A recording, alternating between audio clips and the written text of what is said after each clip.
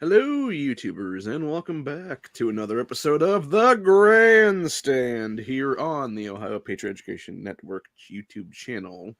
I am, as always, your host, AR, the Ohio Patriot. And for today's episode, we're going to go a little bit different when we talk about stuff. Something we don't usually talk about on this channel, which is other topics relating to precognition, precognitive dreaming, astral projection, various other stuff like that. Alternate selves, other things like these, and potential for future apocalypses would be another one. Now, granted, the future apocalypse thing I've talked about, ad nauseum is, civil wars, balkanization, stuff like that. But I'm talking about like the post Fallout and like alternate dimensions kind of thing is what I'm saying here. So basically, I was on a panel last night with some people, and we were in a back chat, just bullshitting or whatever. I ended up going to the bathroom and came back. And when I came back, they were talking about like ghost activity and paranormal stuff and stuff like that. And I was like, okay, cool, that's interesting. And so I through my own experiences and stuff like that, and I believe I have experienced some ghost stuff recently in my life, about the last year or so, um, with one of my uncle's recent passings. And for those who never heard about blue orbs, basically, I saw at the corner of my eye a blue orb in my house the day after he passed. So I think maybe his spirit decided to come back and hang out with me one last time because he knew I wanted to see him. And unfortunately, I didn't get a chance to see him at the end. Which, in some ways, from what I've been told, I'm glad that that is the case because I would rather have my last memory of him be from a little over a year ago. Happened to be the same day that the gun was stolen out of my house. At least two fucking douchebags broke in and stole the shit. And yeah, I'd much rather have the last memory of him being that day where he was, still pretty decent and wasn't all, super sickly and just on his deathbed basically. So I'm kind of glad that I didn't have to go witness that because that would be, sort of a burned memory into my psyche of, yeah, this is the last time I saw my uncle, and it's just like not a good thing. So I am kind of glad on that aspect of things that it would have been nice to be able to say goodbye, but like simultaneously, it is one of those things where it was months before that I did say goodbye. So it is what it is. But unfortunately, I can't really talk about what actually caused his death because we know what it was, and it was big pharma related shit that cannot be sued over. So we'll leave it at that. But basically, yeah. So as I said, I think I'm pretty sure I experienced phenomena when it comes to ghost activity there with him. And then, obviously, I've seen UFOs and stuff like that all around this area of Ohio for since I was a kid, basically. I've had at least a good probably 4 to 5 experiences myself that I can think about and remember, and I think it's probably more than that even because there's times where you got like missing time and shit like that, or like time jumps and everything else like that, and it's just like, yeah, man, like there's definitely some weird shit going on there. And that's another thing too, by the way, like the distillation of time and stuff like that, where you're like sitting there at like work or something, or like a thing, and you're just like, okay, I'm gonna be here for like 15 minutes, and then it's like 4 hours later or something like that kind of thing. Yeah, there's definitely like times where and this is something I've talked about with my brother quite a bit actually, which is we were discussing this whole phenomena, and he was talking to me about how apparently there's like, I guess, some kind of weird rotation, and if you look at like and this basically goes to like the whole like uh cycles of other planets linking up with ours and stuff like that, and it basically, if you notice, going up to like 2012 or so, and this again, by the way, there's I forget what it's called, but it's basically you had two things happen back in 2012 where it was basically kind of like a Greek god kind of thing there, where you had a shift from one to the other. And I forget what the name of the last one was up to 2012, but it was basically like a peaceful entity or whatever they want to call it there. And like that was like the whole like thing for like a couple hundred years, whatever it was. And the one that we entered in 2012 was like an Aries or something like that, which is obviously, for those who don't know, it's like the god of war is what it is. So, and it seems to me like ever since 2012, there's been a lot more people who have, gotten more insane, basically, as we'll call it best, because it's like an escalation of violence, basically, as we all describe it best, because if you notice, like since then, in the last decade or so, like the uptick in just random violence, dude, whether it be, the government literally creating false flags, do mass shootings and shit like that, dude, or whether it be fucking anything else for that matter. Just people doing all kinds of gangbanging shit or whatever it is, man. And I think in a lot of cases, that's what we're basically experiencing now in this country is that like escalation of just like people, exhibiting the symptoms of this shift that we've gone into in the past decade is what it is. And it's one thing I found interesting back then was going back to distillation of time here, is that you had a lot of time in that period where it seemed like time was accelerating for a lot of people. And I remember that actually, where it was like you would have entire days go by and it would feel like a couple hours. And it was really weird, man. And it makes sense too if you think about it from the perspective of, the possibility that our universe is, because obviously for those that don't know, there's technically 11 dimensions, and the way that, things are with humans, we basically experience 4 dimensions with how we can like see and everything else like that. And then there's like other stuff where, there's potentially 7 other dimensions, what it is. And then on top of that, you also have the ability for, higher beings and everything else like that then. And that's what I think, truthfully, we've seen and experienced in our lifetimes with UFO activity and stuff like that, would be like higher beings visiting us or, trying to communicate with us, and maybe they have communicated with our world leaders for all we know, because I've heard talk about that for years now, about how we have, various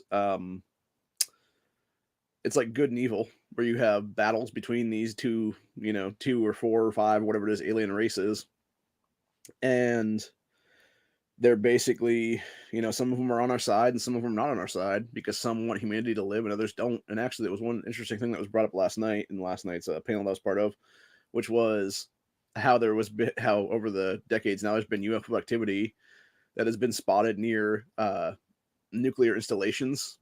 And, like, because obviously for those who don't know, we have in our country right now, it's like usually like Kansas and places like that, there will be like an underground bunker that basically you can fire off a nuke from, is what it is. And supposedly in these various places like that, there have been UFOs spotted by them, and the point where they were ready to like launch a nuke at this fucking UFO and shit is what it was. And all of a sudden, like everything got shut down, and the nuke was basically denuked, and they had to reprime it and everything else like that, and like fix a bunch of stuff on it then after the fact, which is actually kind of a scary thought if you think about it, because for 2 reasons.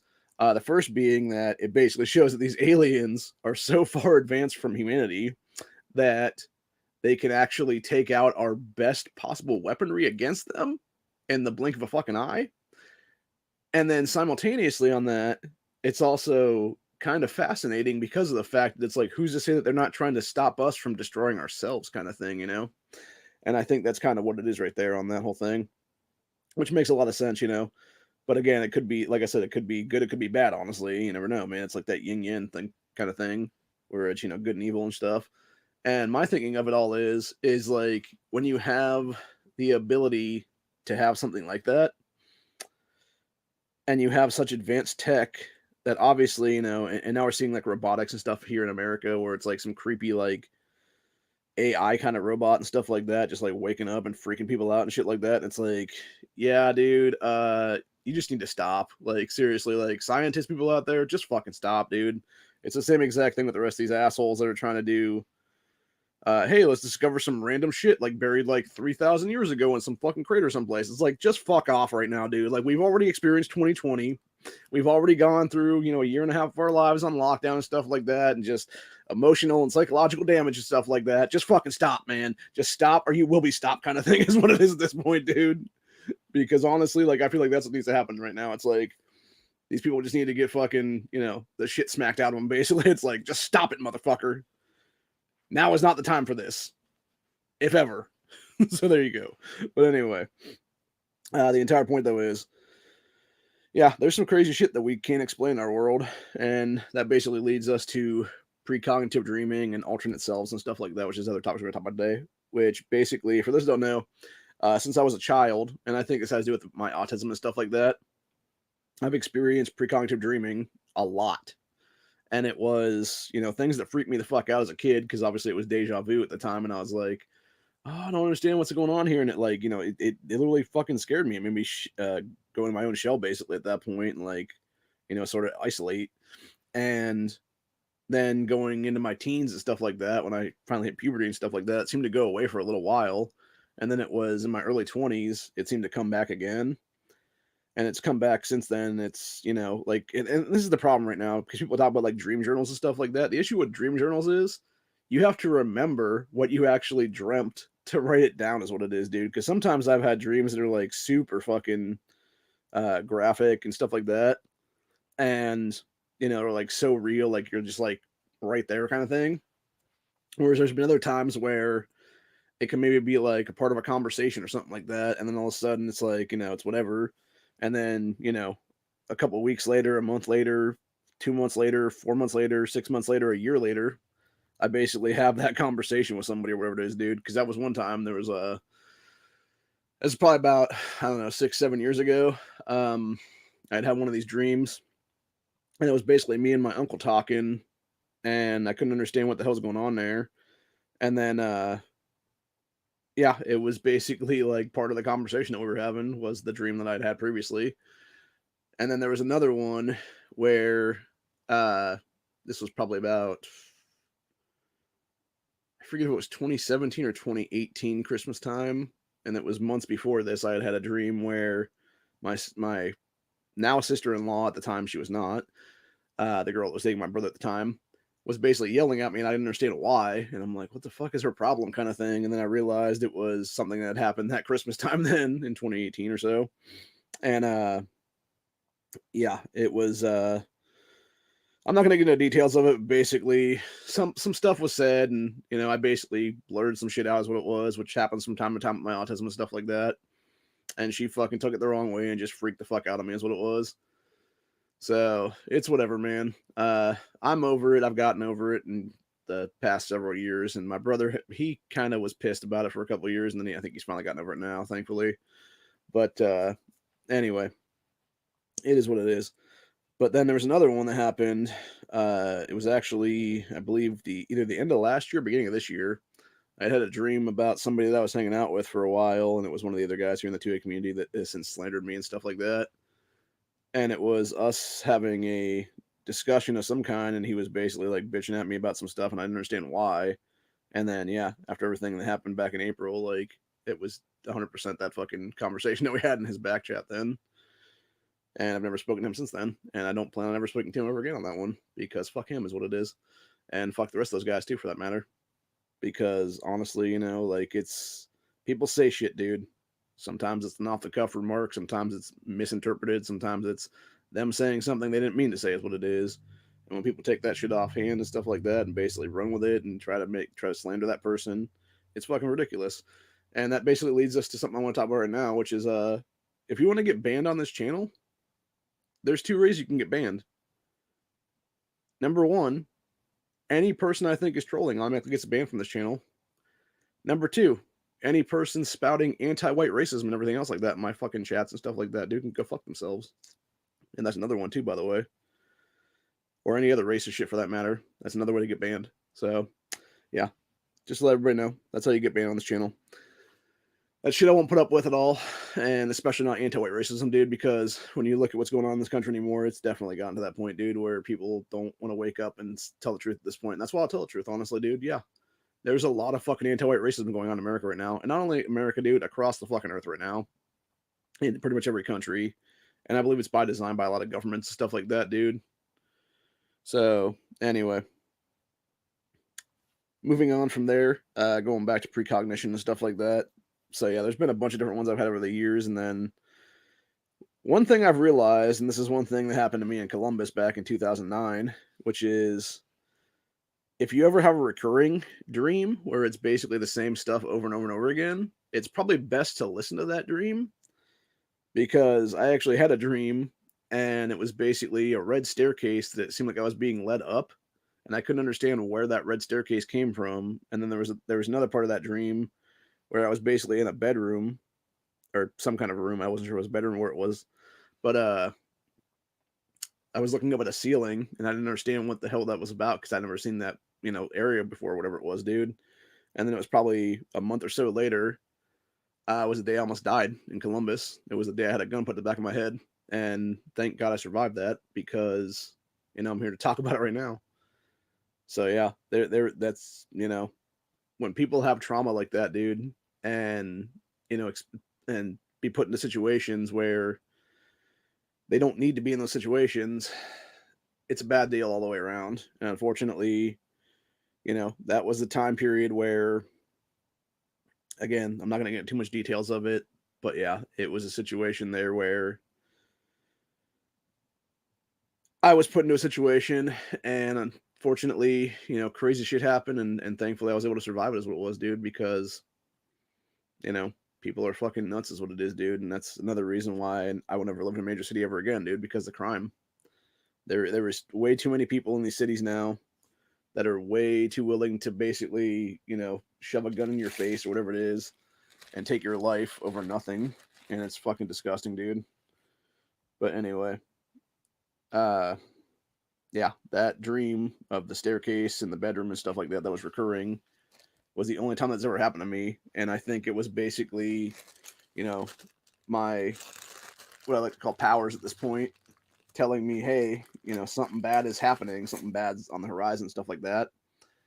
And because of that, it's like, yeah, listen, listen, listen kind of thing.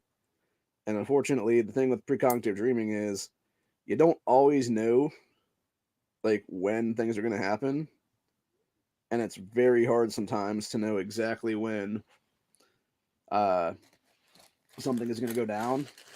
Because, like I said, for me, and it's something I wish I could harness more, honestly, because of the fact that it's like when I'm in a situation of, you know, crazy shit happening or whatever, and then you have people who either don't get it or don't want to get it, and then simultaneously on the same vein of things there, it's basically you end up in a situation where you should have never been in that situation to begin with, and you could have stopped yourself if you had the ability to do that, which basically leads to the astral projection thing. And I know that there's some books out there that people have talked about over the years of astral projection and precognition and stuff like that. And there's a few here and there, obviously, but like I think it's more few and far between than anything else. And unfortunately, there is a lot of them that people never want to talk about with other stuff. And I think there's been a couple times where it seems like there are definitely things out there that we should be talking more about and we're not talking more about. And I'm not sure if that's by design or not, honestly, at this point, dude, because it just seems weird that, you have people who are willing to talk about certain topics and then other people who are willing not to talk about any of those topics. And I think in a lot of cases, what you end up with and what you experience is everything, through your linear glass and stuff like that, which basically leads to another topic that we were talking about last night in the one back chat that I was part of, which is the one guy brought up the fact of alternate selves and dreaming, and he was talking about how I guess there's a theory that's been going around for a long time where when you're dreaming, you're actually jumping into an alternate version of yourself.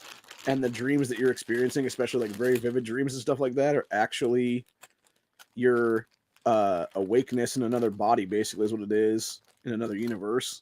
Which I could actually see that being the case because I've had some really fucked up dreams that aren't precognitive, and they're just like, I don't understand like what the hell's happening here. And that basically goes to apocalypse stuff like that, because it's like I remember there was one that I experienced like I thought was actually precognitive at one point, and this is probably about, I don't know, 4 or 5 years ago now, during either right before the 26, yeah, I think actually maybe longer than that. Now I'm thinking about it, maybe more like 6 years now, because it might have been right before Trump took office there, and it was basically the dream itself seemed to be very, very real, and it was me at like some bulk food store, but it was almost like a grid down kind of bulk food store, where it was like I was basically scavenging sort of the wasteland, if you will.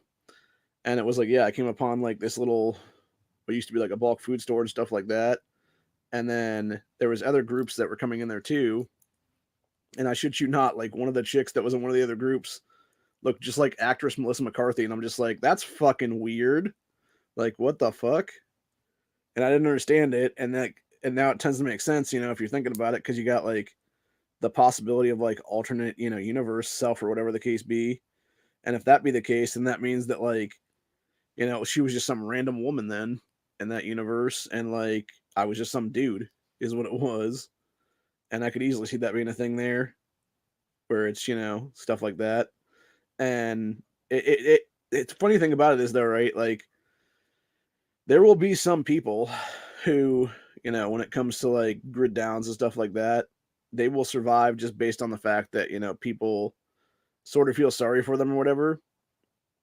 And they realize like, hey, you could be like kind of a, asset to us in some ways or whatever it is, dude, when it comes to just like keeping people entertained kind of thing is what it is. But then there's a lot of people I think that will not end up that way because the truth being told, I think there's a lot of people that just are shit is what it is, dude, and they have no way to provide anything to anybody. And the thing with that is when you're not providing anything to anyone, you're basically just a liability. And I think there's a lot of people that realize now like there's a lot of liabilities in this, country and this earth and stuff like that where it's not worth it to have the people around is what it is, dude. And what's funny to me is, looking back into history now and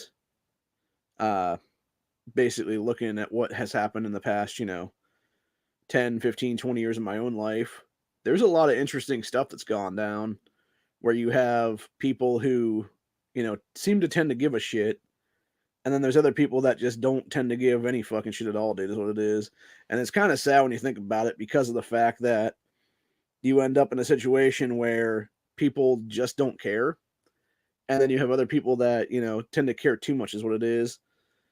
And in the same vein of things, you basically end up in a world of it's either going to be a bunch of fucking pieces of shit that are going to take advantage of everybody as much as they can, or it's going to be a bunch of good people. And I think, unfortunately, like I said before, I'll say it again, dude, I think there's going to be a lot of chicks that would survive grid down just based on looks alone. And it would be them willing to do stuff, and that goes back to that first season of the show Black Summer, where it's basically like the dude driving around a vehicle or whatever and trying to figure out like a route to get the hell out of there from the zombies and shit. And it's some dude and some chick who like come run up to the car, and the girl's like, please give us a ride. And then he's like, no, get away from the car. And she's like, please, I'll suck your dick. And like, I feel like that's exactly what happened, dude. Like, you would have so many chicks resort to whoring immediately, is what it is, dude. Like, just to survive. And I'm not talking about just the really good looking ones. I'm talking about the fucking ones that are like mediocre or even like very not attractive kind of chicks. And again, it's because these people tend to have no skill sets, is what it is. And so, unfortunately, some will survive, and it will usually be the more pretty girls of the bunch, is what it is, mostly because of the fact that, even if they have no skill set to begin with, like, it's going to be some dude that's going to be a lonely guy or whatever the case be. Or even in that same vein of things, it could be some lonely chick that's more of a, butch female is what it is, dude. And they could basically, take that person on as like their lover or whatever you want to call it for a little bit until they realize, like, hey, this person really is just a liability, fuck them kind of thing. And I think, truthfully, like going back to the alternate self thing, I know there's people, because the one guy I was talking to last night, he was talking about one of his dreams for potential alternate self and stuff like that, where it was him actually as a dude in the military, and he basically had put his hand out or something like that because it was like an IED or a grenade or something like that was thrown towards them, and he had put his hand out almost like to shield it or whatever, and said for like almost an entire day after that, when he woke up, his hand was hurting, that had been potentially blown off in another universe. And I'm just like, that's crazy, dude.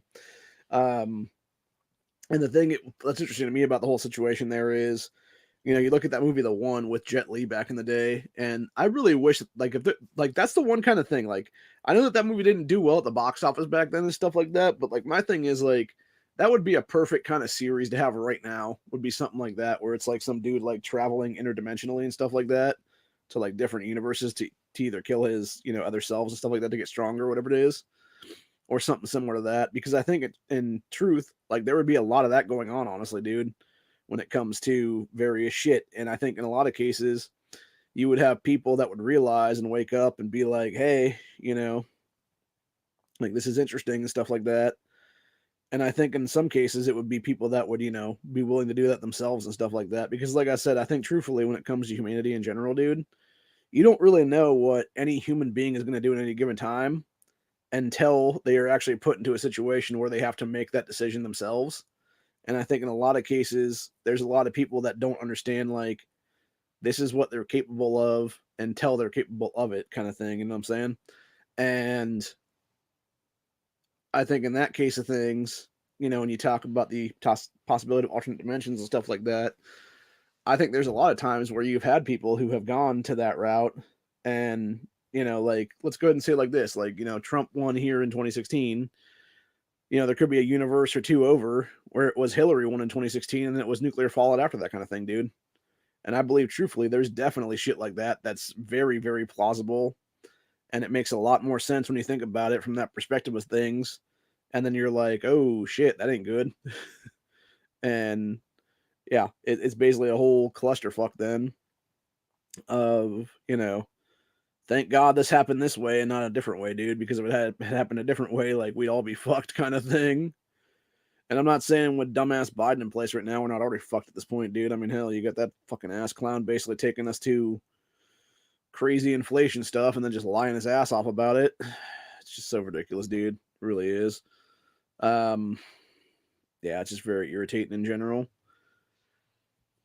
Which basically brings us to a story we're going to talk about today on this whole thing, which, we've kind of gone over the alternate theorems and Earths and stuff like that, and precognition and stuff like that.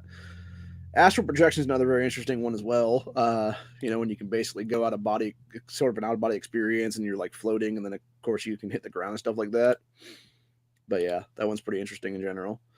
But yeah, one story I did want to talk about today here from Breitbart that I picked up a little bit ago here, which was going to their main site here. Bidenflation nation, Americans $6,000 poorer, up from $4,200.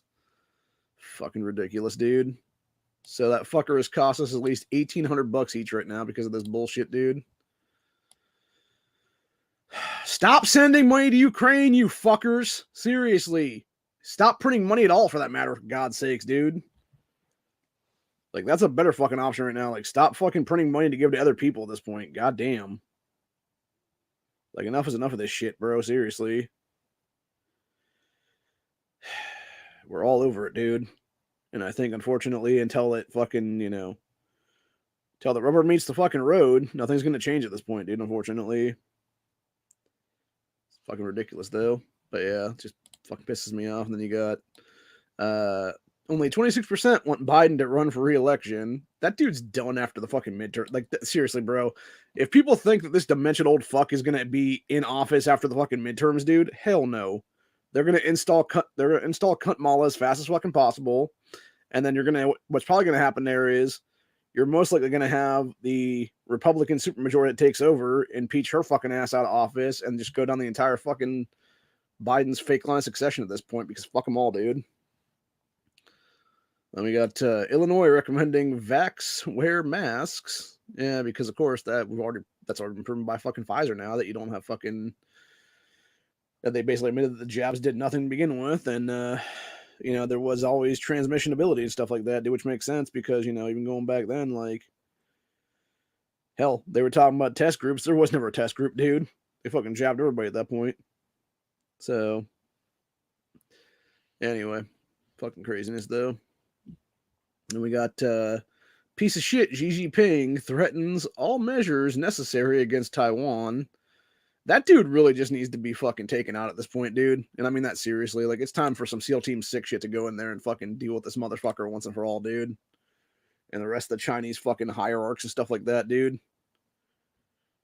And we just have military take these cocksuckers out one at a time is what it is, dude. And do what needs to be done. Fucking Valkyrie style at that point, some Tom Cruise shit is what it would be then.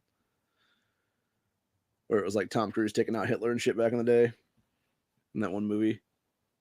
Yeah, like some shit like that, honestly, dude. Although, to be fair, sadly, it's the opposite way here in America, where you'd have basically a bunch of Chinese foreign nationals that already come over here and extended visas and stuff like that, and, student visas that will expire and shit. that have now taken positions in our government and whatnot. And yeah, it will basically be inside out at that point, dude. So if there ever is like a threat to America, it'd be that kind of deal. Which again leads us back to something I talked about earlier in this episode, which is basically the whole precognition thing and, apocalyptic futures and stuff like that. Yeah, we could be a nuclear winter kind of thing, Book of Eli style or something else like that.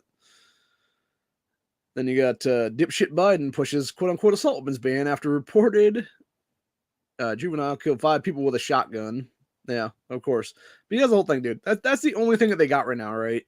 It's like, oh, we should ban all these so-called assault weapons, even though there's no such fucking thing. Nothing like that exists. The entire assault weapon fucking terminology was made up by dipshit Biden, fucking Dianne Feinstein, asshole Bill Clinton, etc., dude, back in the fucking 90s. A literal bunch of goddamn pedophiles, dude, in our fucking government created the term assault weapons back in the early 90s, dude, to make it a ban on them is what it was. Which in reality is just nothing more than, ARs and AKs and stuff like that. And other quote-unquote black scary rifles that have various, components to them, like bayonet lugs and fucking, oh, it has a flash hider and a bayonet lug. Oh my god. It also has a pistol grip. Holy shit, it's got to be banned now. Fucking retarded as fuck, dude. I'll tell you what. That's the one thing that pissed me the fuck off when it came to groups like the NRA back in the 90s, dude. Those cocksuckers showed their fucking true colors way before that, back in the Hughes Amendment of 86, dude, when they helped write that bullshit. And yet, meanwhile, you had Wayne LaPierre and company literally go around fucking buying up every single full auto back then, right before the AWB, or right before the Hughes Amendment went into place there. And yeah, it was a lot of fuckery going on then back in those days, dude. Like, it really is a bunch of bullshit entirely. So, anyway. But yeah, that's a horrible story out of Raleigh, North Carolina there, where that fucking teenager killed all those people, dude. Fucking piece of crap in general, dude. Let's see, we got Mike Pompeo. We're only beginning to pull the threads of Biden's administration CCP links. Yeah, that alone should see that guy try for high treason and stuff like that, dude. And same thing with Kamal and everybody else that also has ties to CCP and shit like that. So, Carrie Lake called out everybody on the mainstream media the other day, specifically Stacey Abrams for being an election denier and stuff like that in 2018 midterms in Georgia. So, yeah. Let's see what else we got here now. Got dipshit Tim Ryan was definitely interested in a Clinton cabinet position had Hillary won 2016. I'm not surprised in the least, dude. Actually, for those who don't know, Hillary Clinton currently is funding part of Tim Ryan's campaign here in Ohio for the U.S. Senate race. She was his number one backer, basically, and it's like, yeah, pretty sure when you have ties to the Clintons, you probably are a pedophile at that point, dude, or at least an enabler anyway, because of the fact that it's like, when you're able to basically be hanging out with those sick fuckers, dude, like, yeah, something ain't right there at all, bro. So, yeah. Definitely some shady shit going on there. But yeah, Tim Ryan just comes off like such a fucking scumbag. Hopefully I'll give a picture here and I'll do a rescreen share of this whole thing. See if I can find a picture here. Oh yeah, do a picture of Hillary and Tim there. Looks like they're drinking beers together.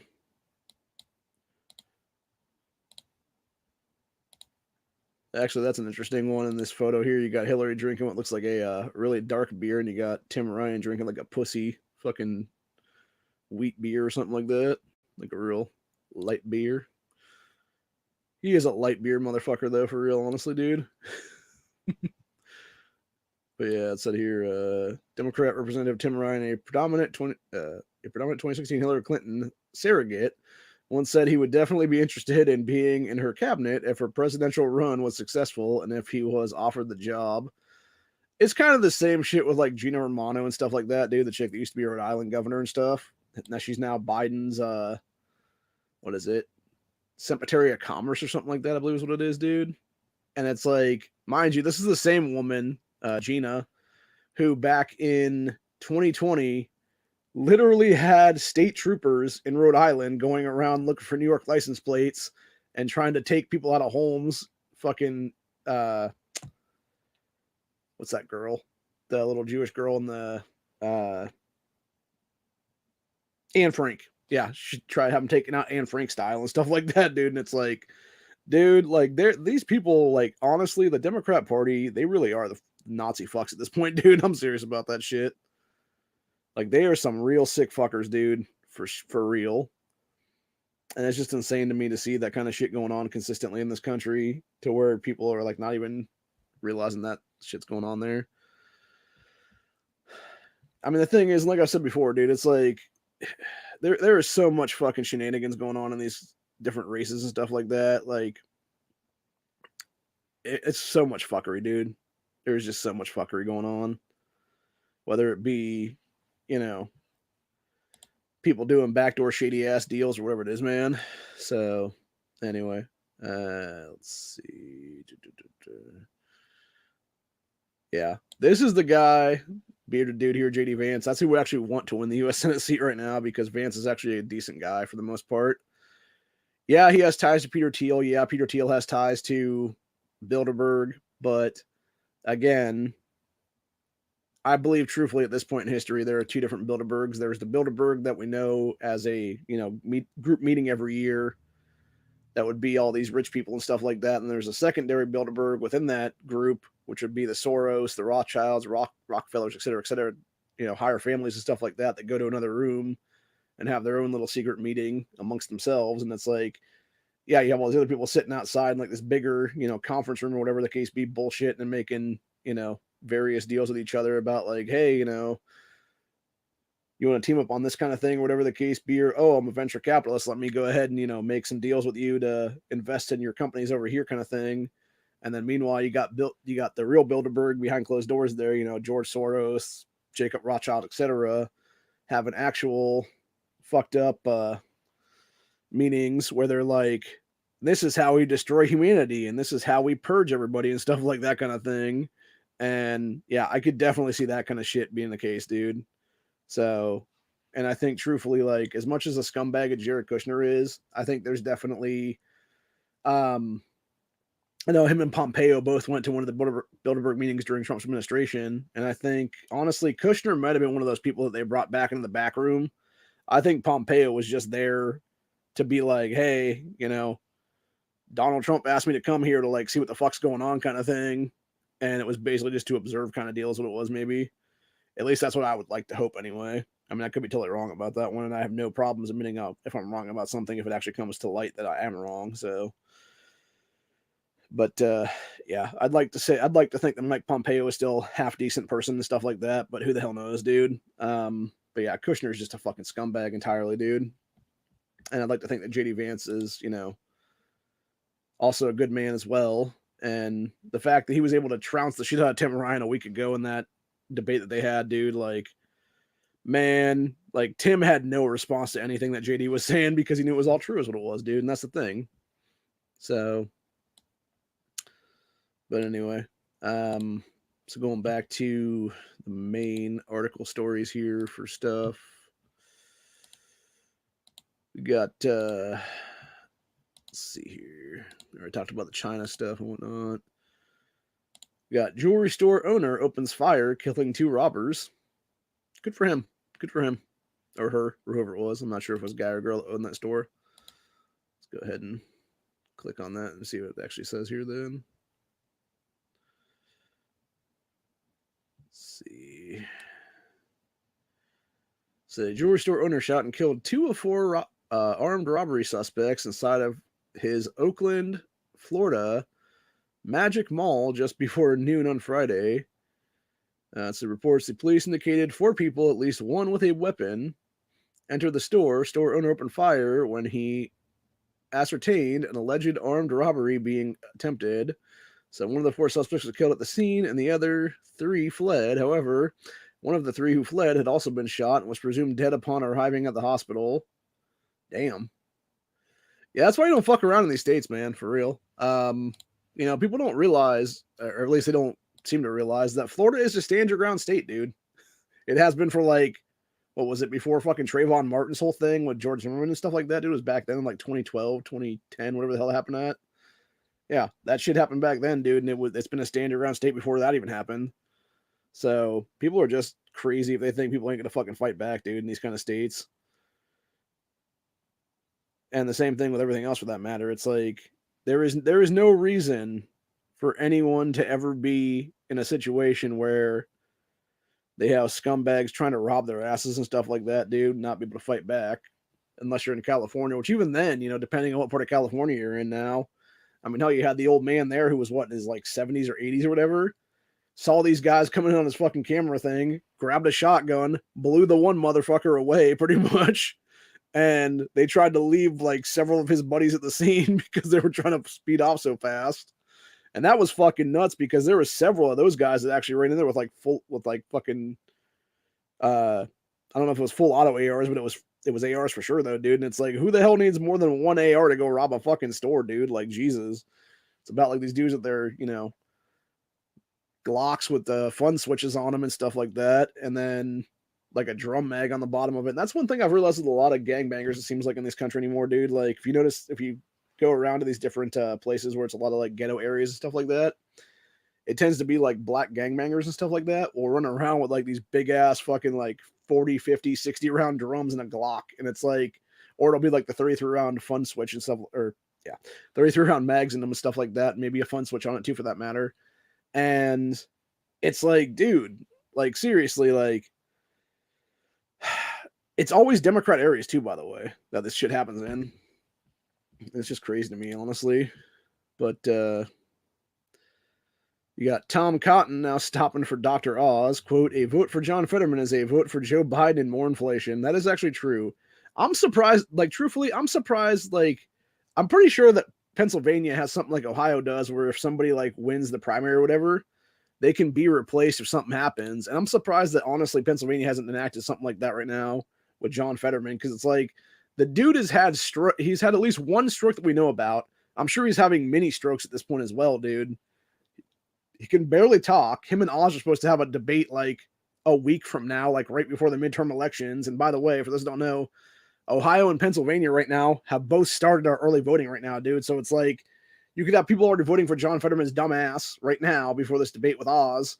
And then them realizing after the fact, they're like, this guy is not fit for office after that debate, and be like, I want to change my vote now, please.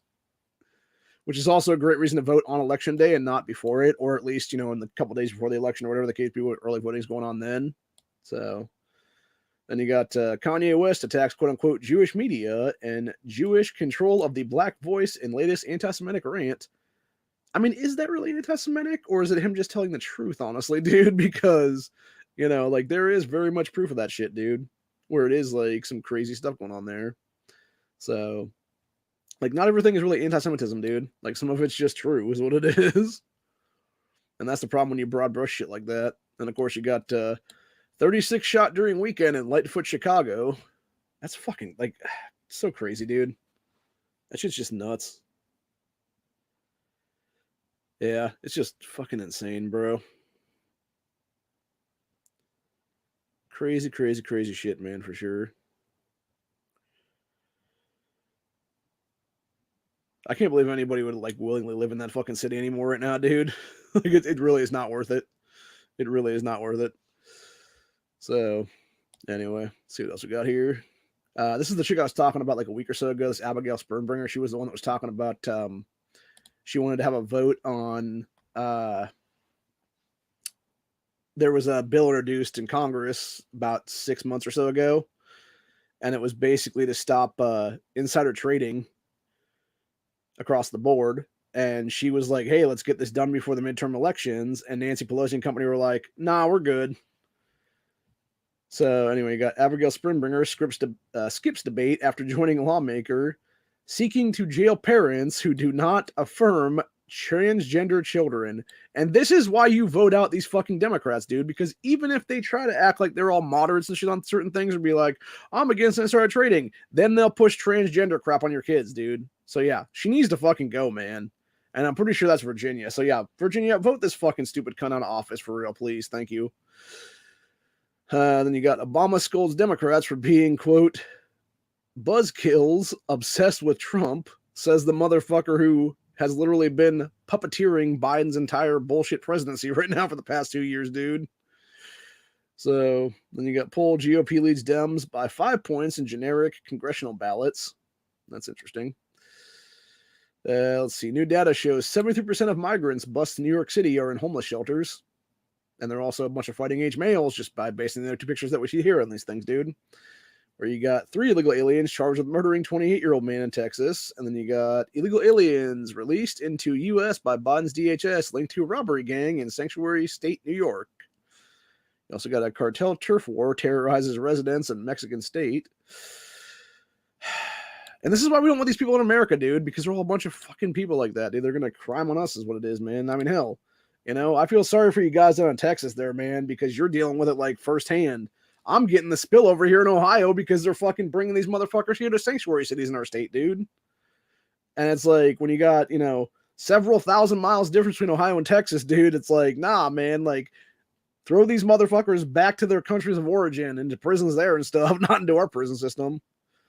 Stop wasting tax dollars here, man. Send them back to fucking Venezuela, Guatemala, Honduras, El Salvador, Mexico, etc., and ship them out, man, for real. It's ridiculousness. Absolutely ridiculousness. No need to have these people here on our soil, dude. No need for it at all, ever. So, anyway. Let's see, then you got old pedo Biden himself. Brain freeze, says economy strong as hell while eating his ice cream. For those who don't know, the whole ice cream / like sweet treats thing is a big thing with dementia. It basically allows your brain to start functioning again properly because it essentially like retcons memory and stuff like that to where you're like able to function a little bit is what it is. Not to mention all the dementia drugs this motherfucker's on, but like that's a different story altogether. So yeah. Then you got Pete Buttigieg says, Joe's had so many accomplishments, it's hard to talk about all of them. What? The fuck? Dude. Oh my God. Like, again, you want to talk about people that don't need to be in office right now, dude. Fucking Pete Buttigieg's dumbass don't need to be in office right now, dude. Should have never been given a cabinet position at all in any place, dude. Like, there's, like, okay, what are we talking about accomplishments here, Petey boy? Are we talking about fucking Biden's failure and inflating this country's fucking, you know, economy to the point where we're basically being starved out? Are we talking about the fucking electric vehicle bullshit push that now is causing ticking time bombs in Florida post Hurricane Ian? Are we talking about your dumbass pushing fucking Green New Deal garbage that's done nothing but fuck us over even more? Are we talking about Biden and company pushing all this, you know, no gas powered crap or whatever the case be, and like Newsom and shit like that doing that crap and being like, oh yeah, you know, and then they realize it can't even function as a fucking power grid now. And it's like, God damn, dude. Or are we talking about your dumbass failing as a transportation secretary, which, by the way, that alone, like, how is that position of transportation secretary not automatically going to someone who has been in fucking trucking and stuff like that for like 20 years of their lives, dude? Who actually knows the logistics of how this country fucking moves, not some dumbass fucking failed mayor of Bend, not Bend, South Bend, Indiana, where the guy literally was such a racial divider and like wealth divider that you basically had 2 Indianas there where Pete was mayor at, dude, where you had like the black side of the fucking side that was all like poor as shit, and then you had like this gentrification side that was all like a bunch of white people and stuff like that on the other side, and like various like rich Asians and shit like that were basically being told like, oh yeah, you're perfectly good here is what it is, dude. Like, it really is a bunch of shit, dude. Like, this guy is such a fucking asshole, man, for real. Like, Pete is such a fucking scumbag, dude. Fuck that fucking guy, man, seriously. Like, Biden has no accomplishments, dude. Unless you're talking... Okay, actually, now I think about it, maybe he's talking about all of Biden's accomplishments to get away with every fucking felony possible while doing insider trading deals and having Hunter go over and do, like, various fucking... you know, Burisma deals and stuff like that in Ukraine and everything else like that, dude. Maybe that's what he's talking about for accomplishments. Like, this is how many crimes this guy's gotten away with kind of accomplishments kind of thing. Because that would make sense then, right? Yeah, fucking retarded, dude. Let's see. Then you got Republicans keep lead in battle with Democrats on House control. Got officers sustained multiple gunshot wounds during shootout with Alabama suspect. Police suspected cold-blooded serial killer arrested in Northern California. I'm surprised that's not going on more, honestly, at this point, dude. There's been a lot of those guys, too, by the way. A lot of black suspects recently that they're pretty sure are serial killers and shit like that nobody's ever talking about outside of, like, local news and stuff like that, or, you know, sites like Breitbart here is what it is, because mainstream media never picks up on that shit. Because they refuse to talk about the truth is what it is, dude. Let's see, then you got Georgia inmate accused of stealing $11 million by impersonating billionaire from prison. Who the hell let that? God damn, dude. Like, how is that even possible? Like, Jesus Christ, man. And then you got elderly New York City man arrested, robbed of $17,000 mid crime wave. Again, get the hell out of New York, dude, for real. I'm actually gonna read this Georgia story because that just sounds like I gotta know what the hell is the deal with that, man. Because that just sounds insane. That just sounds full blown nuts right there. Yeah, let's see here. It says a Georgia inmate is accused of stealing millions of dollars from a billionaire Hollywood producer to purchase gold rings in a house while locked up inside a maximum security prison, according to court filings via the Atlanta Constitution Journal. Arthur Lee Confield Jr., 31, which would be the black dude there, allegedly impersonated movie mogul Sidney Kimmel, 94, who's the old white guy, and convinced financial services companies Charles Schwab to wire $11 million from the billionaire's bank account to a company in Idaho to purchase 6,106 Golden Eagle, American Eagle gold coins. Inmate was then able to traffic the coins from Boise, Idaho to Atlanta on a private jet. He then used some of the money to buy a $4.4 million home in an affluent neighborhood in Buckhead. Said, while allegedly committing these crimes, Confield was inside a maximum security prison run by the Georgia Department of Corrections Special Management Unit, serving a 14-year sentence for armed robbery. He used multiple contraband cell phones to make fraudulent purchases in Kimmel's name. Said prosecutors also alleged that the accused suspect was aided by two co-conspirators, Eldridge Bennett, 65, and his daughter, Elia Bennett, 27. Said all three have been charged with their involvement in the scheme, with Confield facing conspiracy to commit bank fraud and money laundering charges. Each one has pled not guilty. Said Confield was a shrewd, intelligent individual who could con you out of millions, said Jose Melendez, a warden for that unit when the suspect was there, per the Atlanta newspaper. Said the contemporary of Georgia Department of Corrections management has also been called into question, considering that this motherfucker was able to sneak phones into the facility constantly. Exactly. Like, seriously, bro. How the fuck are you not going to have that shit on lock to where this dude's not able to bring a bunch of cell phones and shit to do that kind of stuff, dude? Fucking insane, dude. Fucking insane. Then we got,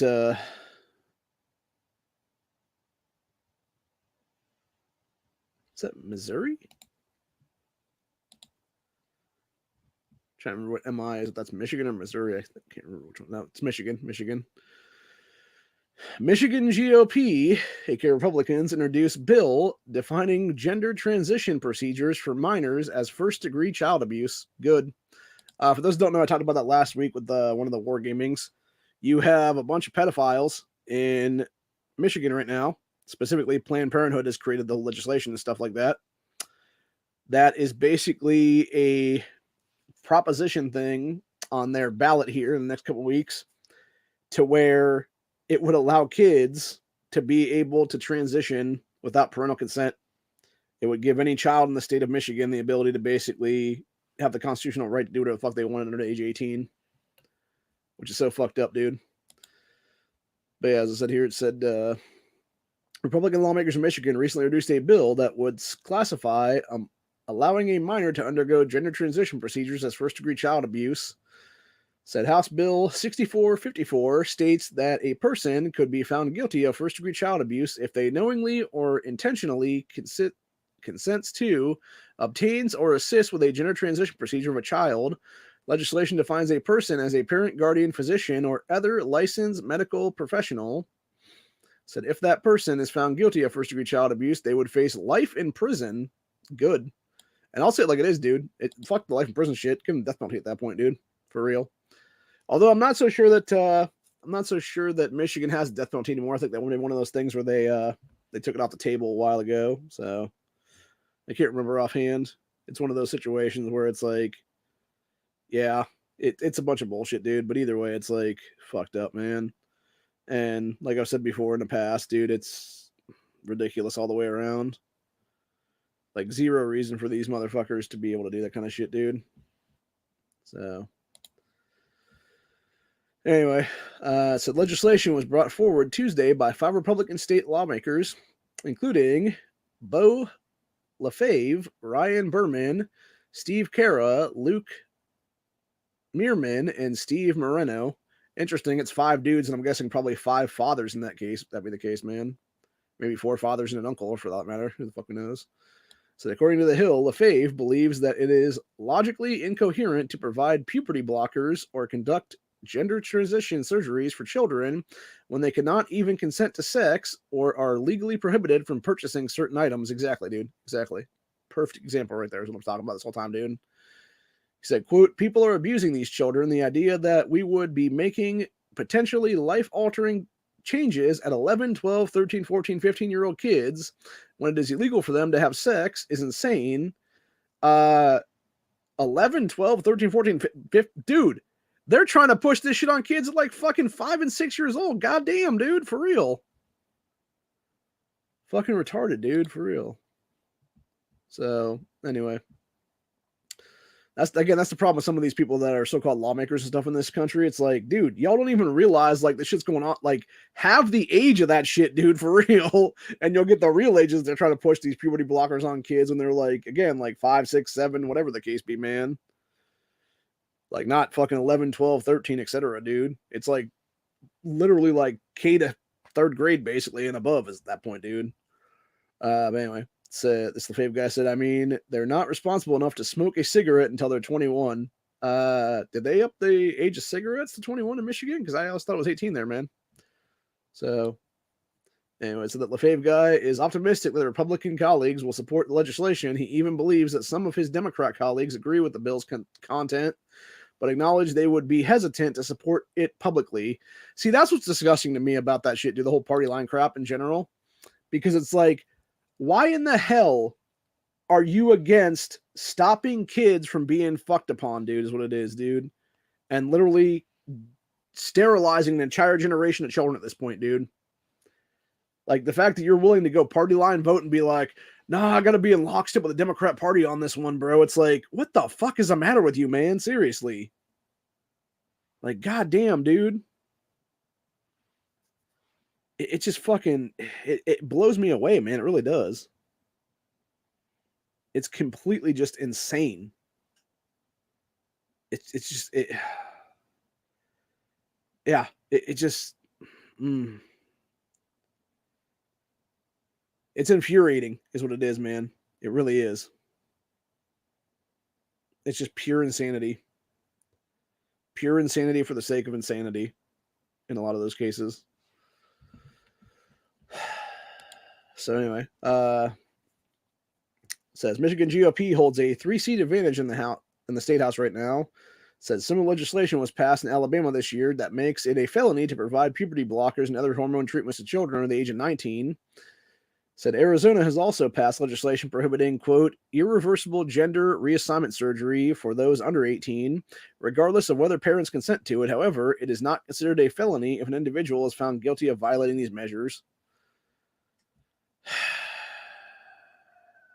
I'd like to point something out on this whole thing, dude. Ohio right now has 2 pieces of legislation in place right now that are parental rights bills. The first one was introduced before they went out of session back in, I believe it was the springtime. And that one, I believe, has either gone through our General Assembly already right now and is heading towards our state Senate and is going to be voted on pretty soon here, or it's about to be voted on. And there's another one that was introduced like a couple weeks ago by 2 lawmakers here that would basically force all these school systems to tell people like, hey, this is what we're teaching your kids, and it's sensitive material and stuff we don't want you teaching our kids. Like, no, you're not gonna teach your kids this shit, dude. Fuck you. So yeah, I don't know, man. It's just like it honestly just like like seriously.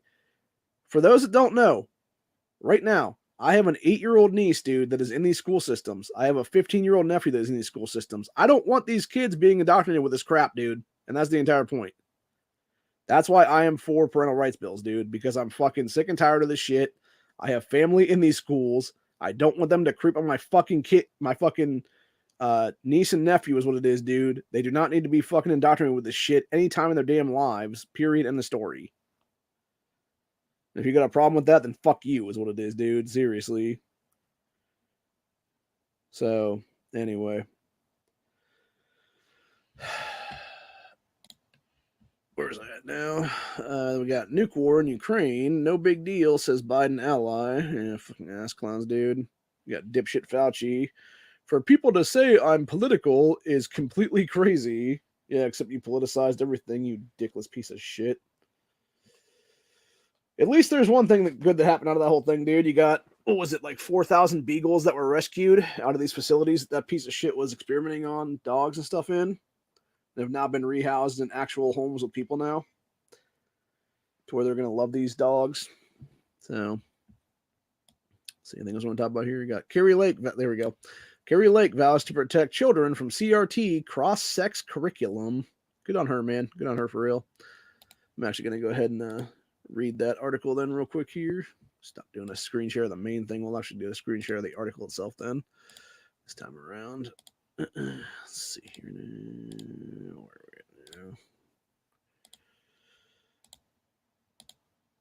Yeah, this is a Breitbart exclusive. Arizona Republican Kerry Lake vows to protect children from CRT cross-sex curriculum. Said Arizona Republican gubernatorial candidate Kerry Lake told Breitbart News during an exclusive interview that if elected, she would be committed to protecting children from critical race theory and cross-gender curriculum. Said Lake sat down with Breitbart News on Wednesday, so that'd be last week, at the Arizona Biltmore Resort shortly after holding a press conference outside Arizona PBS at the Arizona State University's Walter Cronkite School of Journalism and Mass Communications. At Breitbart asked Lake what she plans to do to combat the radical CRT and gender curriculums that are being pushed on kids. Said it's really sad that we would have to write legislation to make sure our schools don't teach our kids to be racist and don't try to turn our boys into girls and girls into boys, but we will if we have to, Lake said.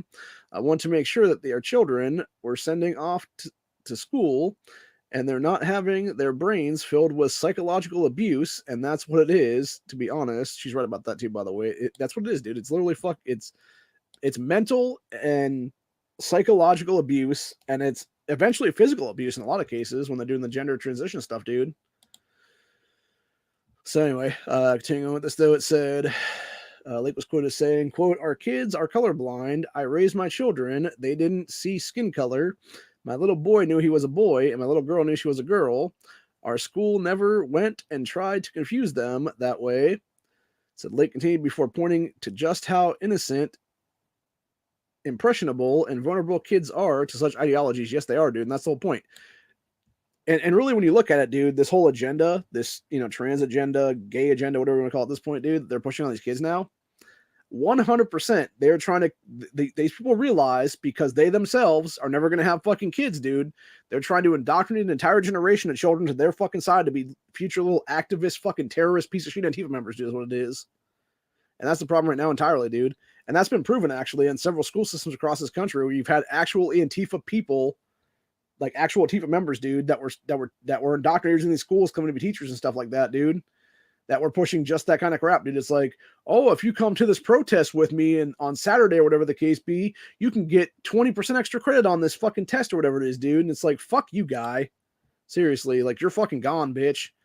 And for people wondering why I talk about blackballing fucking people out of education systems entirely, dude, and having like a big asterisk next to their fucking name to where they potentially can never get a job ever again because of that shit, dude.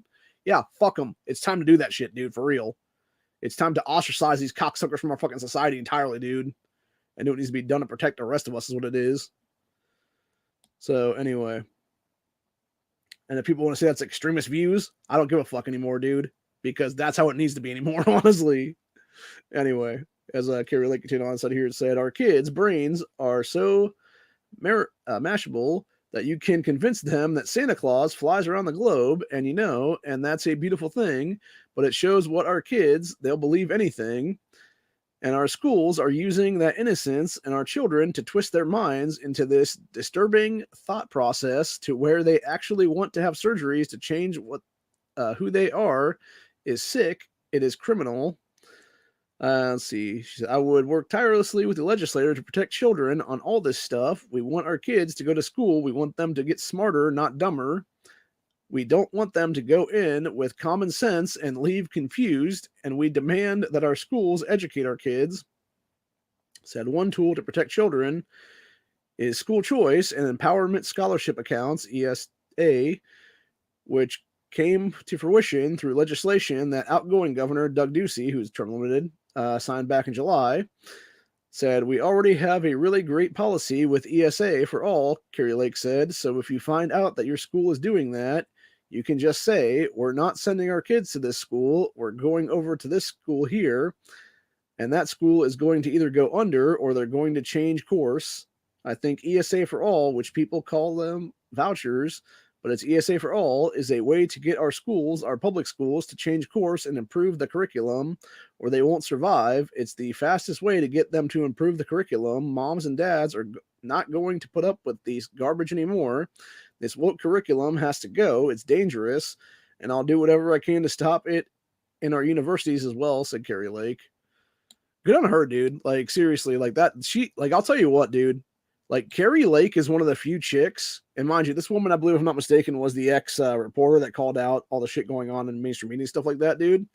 She's one of the few I could actually see becoming a female president in this country, or at very least, like, a real female VP at this point to, like, a Ron DeSantis presidency or something like that, dude. So, yeah, I definitely think Carrie Lake is the future when it comes to stuff, dude. When it comes to the future of politics in this country. And it's just good people like her getting into office is what it is, dude. You know, making a name for themselves somehow and then being like, you know what, fuck it, I'm sick and tired of this shit. Let's go. And that's the thing with myself, even. You know, I've talked about it before. If I had money in the coffers right now, dude, I would already pretty much be a sitting senator right now, dude. Because of the fact that, or it's not sitting senator, sitting state senator, because of the fact that I would be able to get on the ballot. I wouldn't have been fucking, censored like crazy. And I could have actually primaried out a sitting state senator right now back in May of this year. So, unfortunately, because I was so, and everything else like that, I couldn't get there is what it was, dude. So, anyway. Let's see. Trying to see if there's anything else I want to talk about here now. Yeah. Let's go back to the, I'm laughing at this fucking thing that douchebag Kinzinger said. Yeah, that fuck boy, dude. I'll tell you what. Adam Kinzinger is one of the biggest scumbag cocksuckers in this entire country. And if I'm not mistaken, I believe he's either ex-FBI or CIA or something like that, dude. And there's another chick that's out of Michigan that's a Democrat who is the other one, where it's whichever one's CIA, the other one's FBI is what it was. But yeah, Kinzinger claims Trump's election conspiracies will go away because of January 6th probe.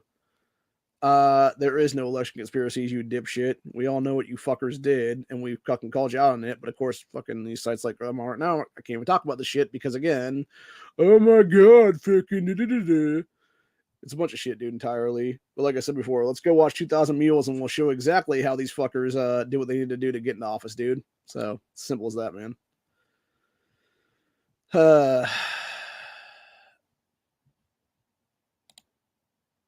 This is very true.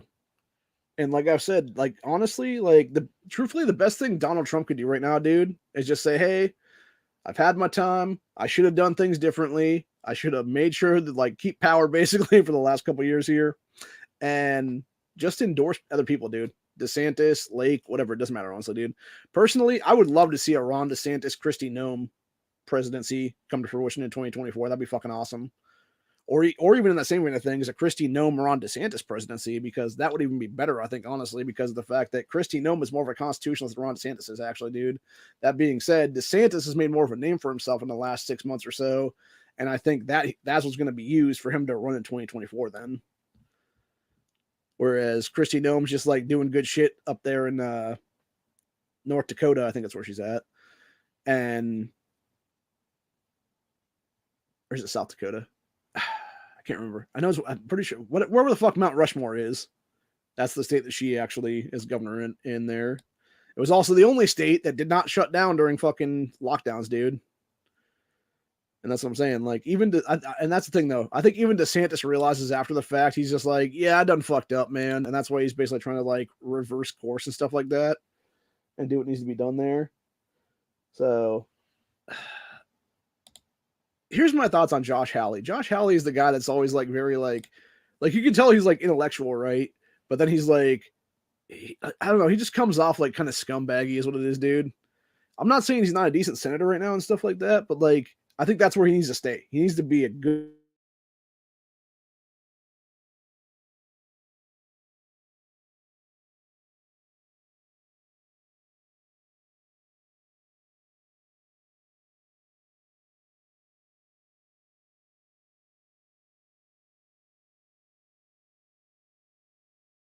good.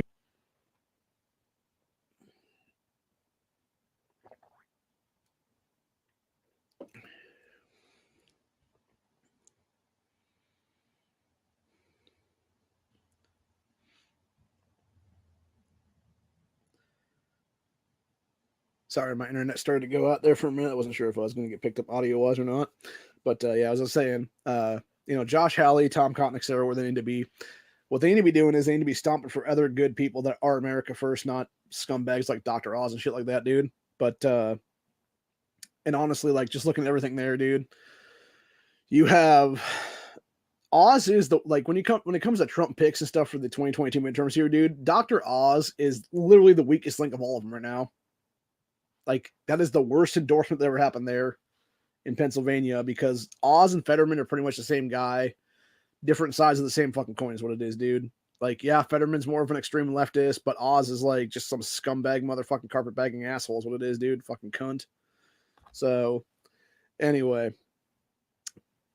And not to mention that in the last decade or so, Oz himself has supported gender transition and stuff like that for little kids, dude. And it's like, I'll say it like this, man. Anybody that's made their career based on Oprah Winfrey is probably not a good person. Probably not a good person, man. Because when you look into the shit she's been pushing, dude, and it's definitely like child molestation stuff, like, yeah, fuck all them people, dude. Fuck Dr. Phil, fuck Dr. Oz, fuck all of them, dude. So, anyway. The entire point is, though, you need to have good America First candidates in place. And I think the real problem is when it comes to the GOP in a nutshell, dude, is they don't understand they need to kick out the old guard at this point, dude. They need to get rid of the establishment people, the McConnells, the Grahams, all those people like that, dude, and replace with brand new, fresh blood. And if that means taking the money from that party, from the actual, Republican Party, and putting it into races with good candidates that actually want to run for office, that don't have a name recognition to them and stuff like that, dude, like that's what it means. Unfortunately, again, when it makes the world go around and when you don't have caps on races and stuff like that, you can have people that have, 10, 20 million fucking dollars into a race, dude. I mean, hell, look at the Ohio governor's race right now, dude. You've had DeWine on campaign ads and stuff like that spend like $6 million right now. You've had Nan Whaley spend like $4.5 million. And it's like, God damn, dude. Like you're talking about over a $10 million race right now for a governorship in the state, dude. And it's like just throwing money down a fucking well, basically, at that point, dude. Just fucking taking one of those money guns and just fucking shooting it down a fucking toilet, basically, at this point, dude, for Nan Whaley and company. It's just so ridiculous, dude. Like, think about how, like, seriously, $4 million plus fucking dollars, dude. How much money there could help Ohioans that are facing inflation issues right now? A lot. That could do so much, dude. You could fill entire food banks right now. Hell, you could help people that are about to be homeless pay their fucking mortgages and shit with that kind of money, dude. And that's what just infuriates the fuck out of me right now with this kind of shit, dude, with all these races like that. It's like, nah, dude, money cap these motherfuckers, already be done with it, man. If they can't get it done on $1 million or less, fuck them. They shouldn't be in the race. For real. And it's the same thing with the U.S. Senate races, dude. It's like, $40-50 million for those races and stuff like that. It's like, are you fucking kidding me, bro? It's insane. It's fucking psychotic. It's so nuts, dude. You have to raise several $1 million just to win a potential Senate seat or a couple of $1 million just to win a congressional seat in this country. It's just so nuts, dude. It's not what our founding fathers envisioned as a nation, dude, I believe, entirely. They were the opposite way of that, dude. It's like, no, it's whoever the best person for the position is should get the position. It's not about money. It's not about throwing a bunch of fucking financial stuff behind everybody, dude. It's like, no, it's the best person who has the best platform is going to be the best candidate for that race. And it's as simple as that. And that's how it should be today, man. You know, it's just like the American dream thing. Like, I still believe in the American dream. I still believe that Americans should have the ability to have the American dream, dude. You know, if you work hard enough, if you do what needs to be done, you should be able to get ahead. But no, what's happened now? You have a bunch of fucking scumbag motherfuckers doing insider trading at a federal level and not being arrested for it, dude. And then you have people like myself or anybody else for that matter that would use those same exact, you know, stocks and stuff like that. And they'd be like, oh no, you're committing insider trading now or whatever it is, dude. And it's like, fuck you, dude. Seriously. It's a bunch of shit entirely, man. And like I said, going back to the Abigail Spermbringer thing, like when you have her being on that side of like, no, it's time to stop Congress from doing insider trading stuff. But then meanwhile, on the flip side of things, she's pushing transgenderism shit, dude. And it's like, yeah, fuck her, dude. Seriously.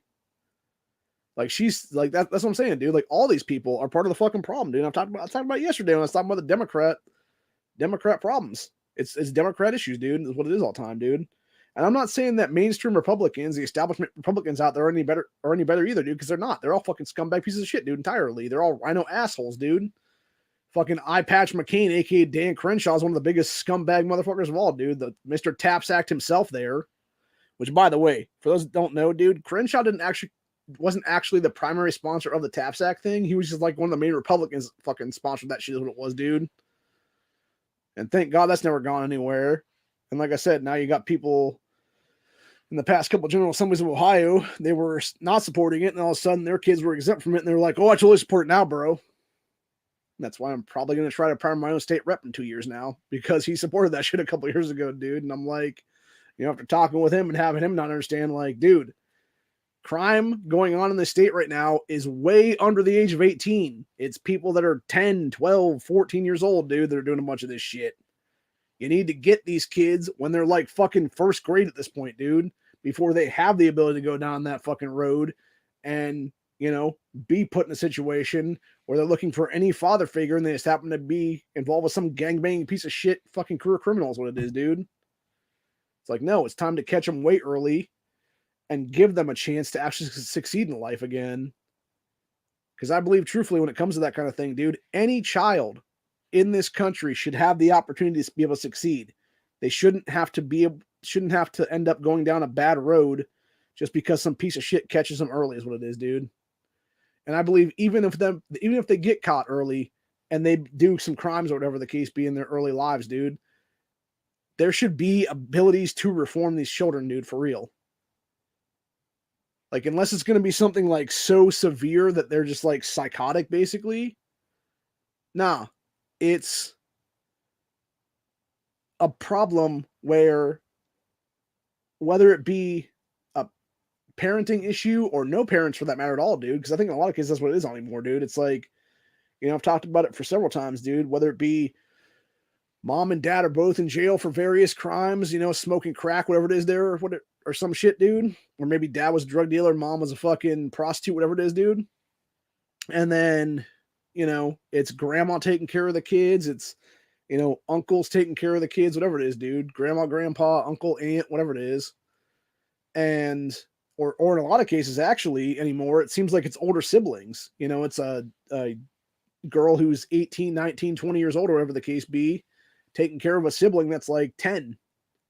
And that's the problem right now, dude. And it doesn't help when you're incentivizing, you know, single motherhood and stuff like that in this country with EBT and other government handouts and stuff like that, where the government's fucking baby daddy is what it is, dude. And that's just across the board at this point, dude. And it's like when you have these people basically sitting there and incentivizing abilities for chicks to be single and have a bunch of kids, all that does is basically create another base of Democrat voters is what it is at the end of the day, dude. Because again, it's the exact same shit that we've seen recently where you have, you know, all these illegals coming into the country and it's like, yeah, we'll give you a pathway to citizenship, bro, as long as you vote Democrat. And it's the same kind of bullshit when it comes to I guess recently they were talking about kicking out Venezuelans and stuff like that, dude, because they understand that like people coming from Venezuela, they were fleeing that place for real, have seen the communist bullshit going on here in America, and they're like, we don't want no part of that, dude. We're not voting Democrat ever if we get citizenship in this country. So it's like, yeah, like that's the kind of people we actually want here. Is people that are, anti-communism and stuff like that, dude, that are anti-socialism, that are anti-Marxism, and actually want good, actual patriotism and real nationalism in this nation is what it is, dude. And actually give a shit about America first and give a shit about, Americans being able to have a good living and a good paycheck and everything else like that is what it is. And unfortunately, again, going back to incentivization stuff, dude, when you have governments incentivizing these people in their own countries, like, come to America and you'll get every fucking handout possible for free. No, fuck them, dude. And seriously, the video we watched on Honda's channel over the weekend, dude, where you had, what was it, like several thousand fucking people coming into our border is what it was, dude. And like 90+% of them were fighting age males. You can't honestly tell me at this point that they're not trying to import a foreign standing army against U.S. citizens at this point in history, dude, to where we could potentially go to civil war with the fucking government and they would have their standing army as foreign nationals, dude. It's just common sense at that point. Like, anybody that doesn't see that, hopefully you've now woken up to that from me saying this, dude, because truthfully, like, that's the shit I woke up to about 4 months ago, and I'm just like, holy fuck, man. Like, it is coming to fruition right now. And that's what scares the fuck out of me right now, if that ever does happen, because those would be like the UN blue helmets and stuff like that, dude, would be all these foreign nationals then as a standing army. Now, granted, hopefully they can't shoot for shit when it's all said and done, which I think would give us a good fighting chance, But, I mean, seriously, man, like any other time in history, any of that stuff, any of our border crisis would be declared an act of war, dude, and be considered to be just that. And it would be dealt with accordingly. And it would be live fire stuff. You would have military on the fucking border being like, hey, you have the ability to use live fire here. And the fact that that has not been done yet is like, come on, man, seriously. Because the thing is, like, and I'm not going to sit here and say that, like, they wouldn't try to push the women and children in the front and stuff like that and have it be a whole clusterfuck then. But the entire point is, man, when you got, all these dudes coming in there, a lot of which are criminals going on to commit more crime here in America, it's like, dude, nah, like, straight up tell them, hell, nothing else, bury a fucking landmine field halfway through the fucking thing and be like, have that shit on loudspeakers in fucking Spanish and everything else like that, dude, like a rotating thing of like 10 different languages or something like that within a 5-minute time span or whatever it is, dude. And it's like, you are about to enter a landmine field. Enter at your own risk kind of thing or something like that. And, and be like, hey, if you make it past this landmine field, just know like 100 yards in front of that, you will be fired upon and be treated as such, dude, as a foreign invader and stuff like that. And that's the thing. And I think a lot of cases that would stop them in their tracks on that one, dude, because it would be the threat of that stuff that would be able to be, dissuading them from coming here to begin with, versus like, okay, they're going to risk it anyway. And, then when people realize like, oh shit, first guy blows the fuck up, it's like, yeah, we're going to go back that way now. At least the smart ones would anyway. The dumb ones would probably just try to risk it and run across the damn thing and just continue to be like, bang, bang, bang, bang, bang, bang, bang, bang, bang, bang, bang, kind of shit like that, dude. But, yeah, I don't know, man. Like I said, I think the biggest thing that starts it though is you start arresting Soros and other people that create NGOs and stuff like that that are helping these people come here in caravans. Like until there's international arrest warrants put on George Soros, nothing's ever going to change, dude. And the same thing with the rest of Bilderberg members and stuff like that, dude. And it really never changes because of the fact that the people who are in offices in a lot of cases across this earth in various positions, whether it be Biden's bullshit administration, whether it be Macron there in France, whether it be fucking Merkel and company in Germany there, et cetera, they're all fucking puppets of the Bilderberg group, dude. So until you replace every single one of these fucking quote unquote world leaders right now with somebody who's not a fucking puppet, nothing's ever going to change then. And that's the problem entirely right now, dude. But yeah, like seriously, something needs to be done. Something needs to be done, man.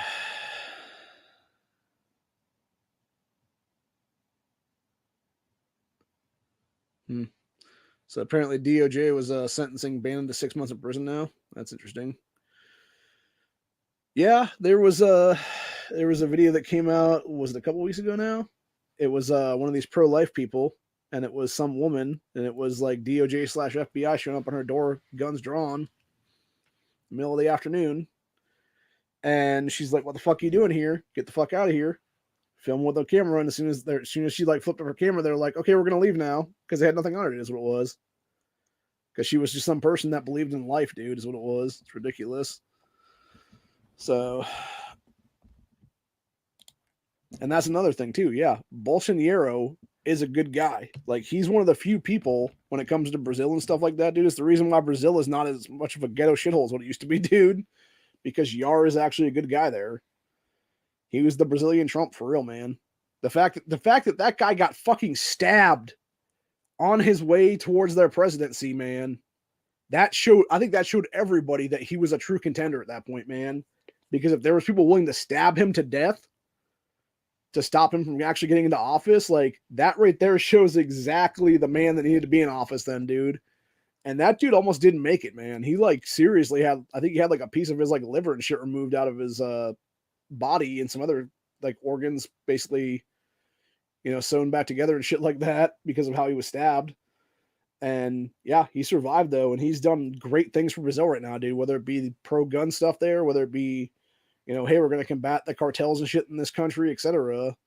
And he's making waves, dude. He's done a lot of good stuff. And the thing with him is, there's also been, I believe there's it's already happening this year. It happened at the very end of last year, where they're having like another race for their house and stuff like that there in Brazil. And there's been a lot of populist people that have won there, is what it is, dude. That's the thing I was looking for, by the way, before I was talking about nationalism. Populism is what we need in this country, honestly, dude. We need people that actually give a fuck about the country, is what it is. And that's my biggest thing right now. There's no, like, seriously, to sit here and be like, I'm an American, I believe in America, I love this country, etc., etc. That should not make you an extremist, dude. That should make you someone who loves your nation and wants the best for your nation and the best for the people of your nation. Not fucking, oh, you're some extremist piece of shit kind of thing or whatever the case be. It's fucking ridiculous, dude. It's absolutely fucking ridiculous. Yeah. That's probably the one I was talking about right there, actually. And then, yeah, the father that was arrested for, like, and that's the thing, too. For those who don't know that story about the father there, and I think it was Pennsylvania, that dude literally fucking protected his son from some fucking blue-haired leftist piece of shit who was trying to assault this kid at some pro-life event outside of like a Planned Parenthood or something like that. The guy shoved this dude back. This piece of shit fucking blue-haired little freak show fucking called the feds on the father, and they basically showed up at like fucking 4 a.m., 5 a.m., whatever it was, and just dragged this dude out of fucking bed, basically. It's so ridiculous, dude. And yeah, the DOJ refuses. Like, a thing about DOJ is, man, it's like when you're led by fucking scumbag piece of shit Merrick Garland, who has no legal claim to that fucking position at all, dude, as AG and stuff like that. It's like, of course that guy doesn't give a fuck, dude. That dude's been anti-life for fucking decades. I mean, for God's sakes, Obama tried to put that fucker on the Supreme Court back in the day, dude. And it's like, you want to talk about a bullet being dodged back then with Ruth Bader Ginsburg not retiring back then and stuff like that, dude, for Obama to give that pick and stuff to Merrick Garland. Like, thank God for that, bro. Like, having to deal with that fucking cocksucker on the Supreme Court right now, dude, you would have never seen Roe versus Wade in the Dobbs decision, dude. Like, it would have never happened with that piece of shit on the fucking thing, dude. Not as if that fucking stupid sack of shit Ketanji Brown Jackson isn't on the fucking Supreme Court now, dude, which, by the way, her ass needs to not be on there either at this point, dude, because, again, Biden's whole thing. House of fucking cards, and again, with things we can't talk about, we can say 2,000 mules, baby.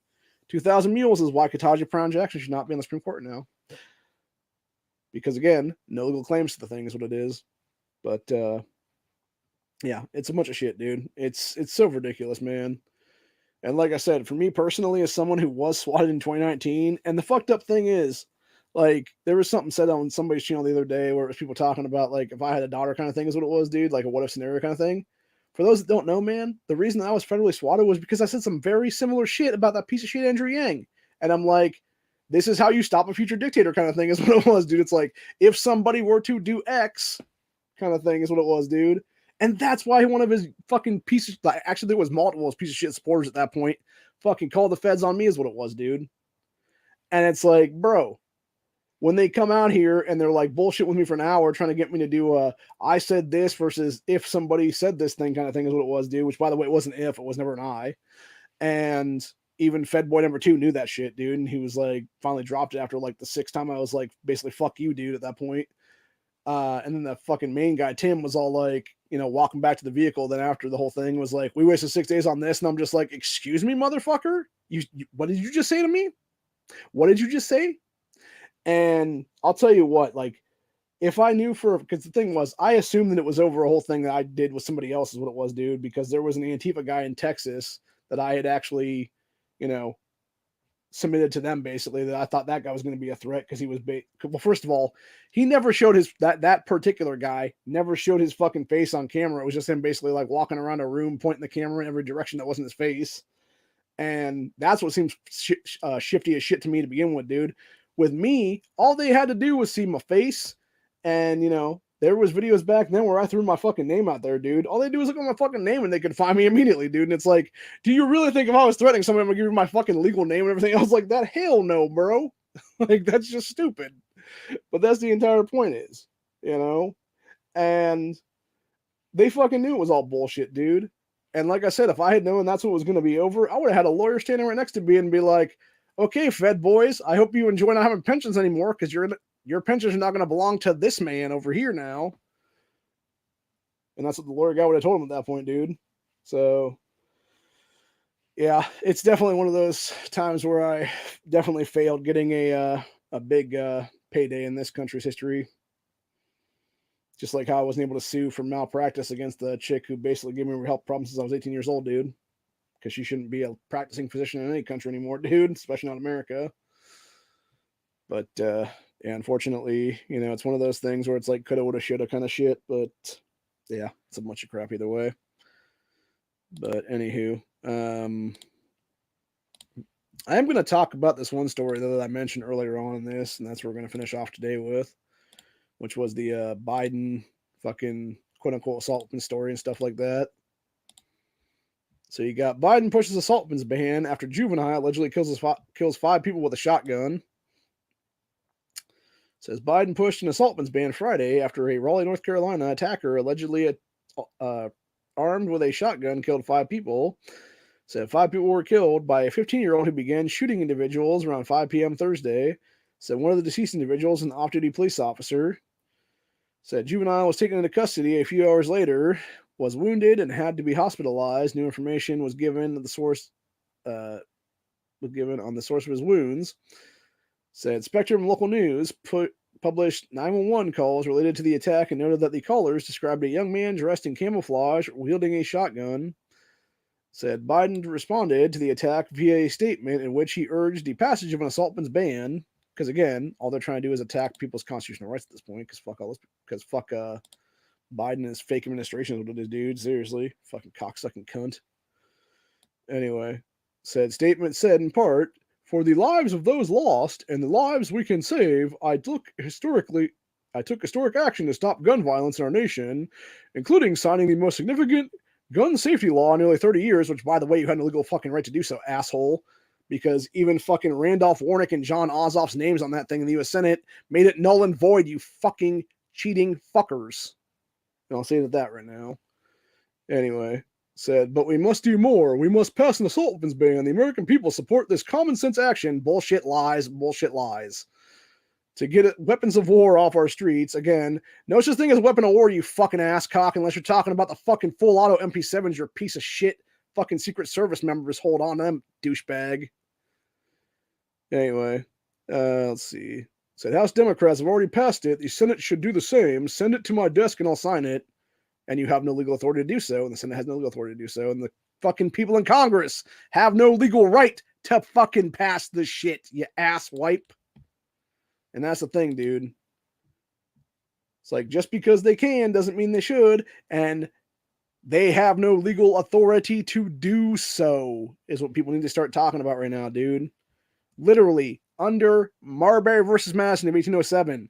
Everything that this douchebag is talking about here, every piece of anti-gun legislation being pushed forward right now should be looked at as if it was never fucking written to begin with, dude. Anything they pushed into law, looked at as never written to begin with, dude. Because all the shit that they're doing right now is trying to do is they're trying to use created fucking tragedies like the Uvalde massacre to push this bullshit, which is what they fucking did right there, by the way. They pushed that garbage ass fucking so-called common sense fucking horseshit, dude, right after Uvalde, where you had 77 fucking minutes where you had hundreds of fucking cops that could have gone in there and blown that fucking dude's brains out in less than 10 seconds, and none of them did a goddamn thing. Hell, you had people run into the fucking school like less than a minute after this guy. They could have ran in the fucking classroom, bang, bang, bang, bang, bang, fucking blown his goddamn brains against the fucking wall, dude, and it would have been over and done with, and you could have saved 20 plus kids' lives that day, man. But no, they let this motherfucker go on a fucking rampage for almost an hour and a half, and then they want to push some fucking bullshit red flag garbage that said nothing and has no legal fucking authority to be pushed in any state at this point, dude, because it directly breaks almost the entire Bill of Rights as well as the 14th Amendment to the Constitution. And enough is enough of this shit, dude. It's time for some millionaires and some billionaires to get on the side of Americans who are pro-2A and who are pro-constitutional, and they start funding our fucking lawsuits against the government at this point, dude.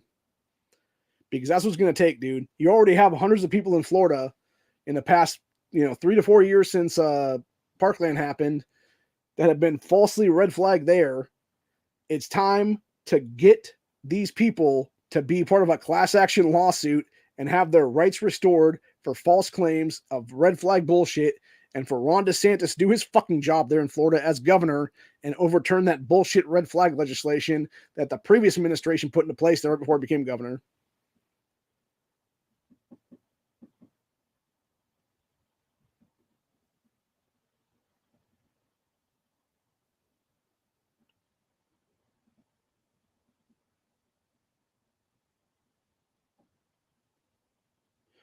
Sorry, I'm hearing some weird shit outside right now.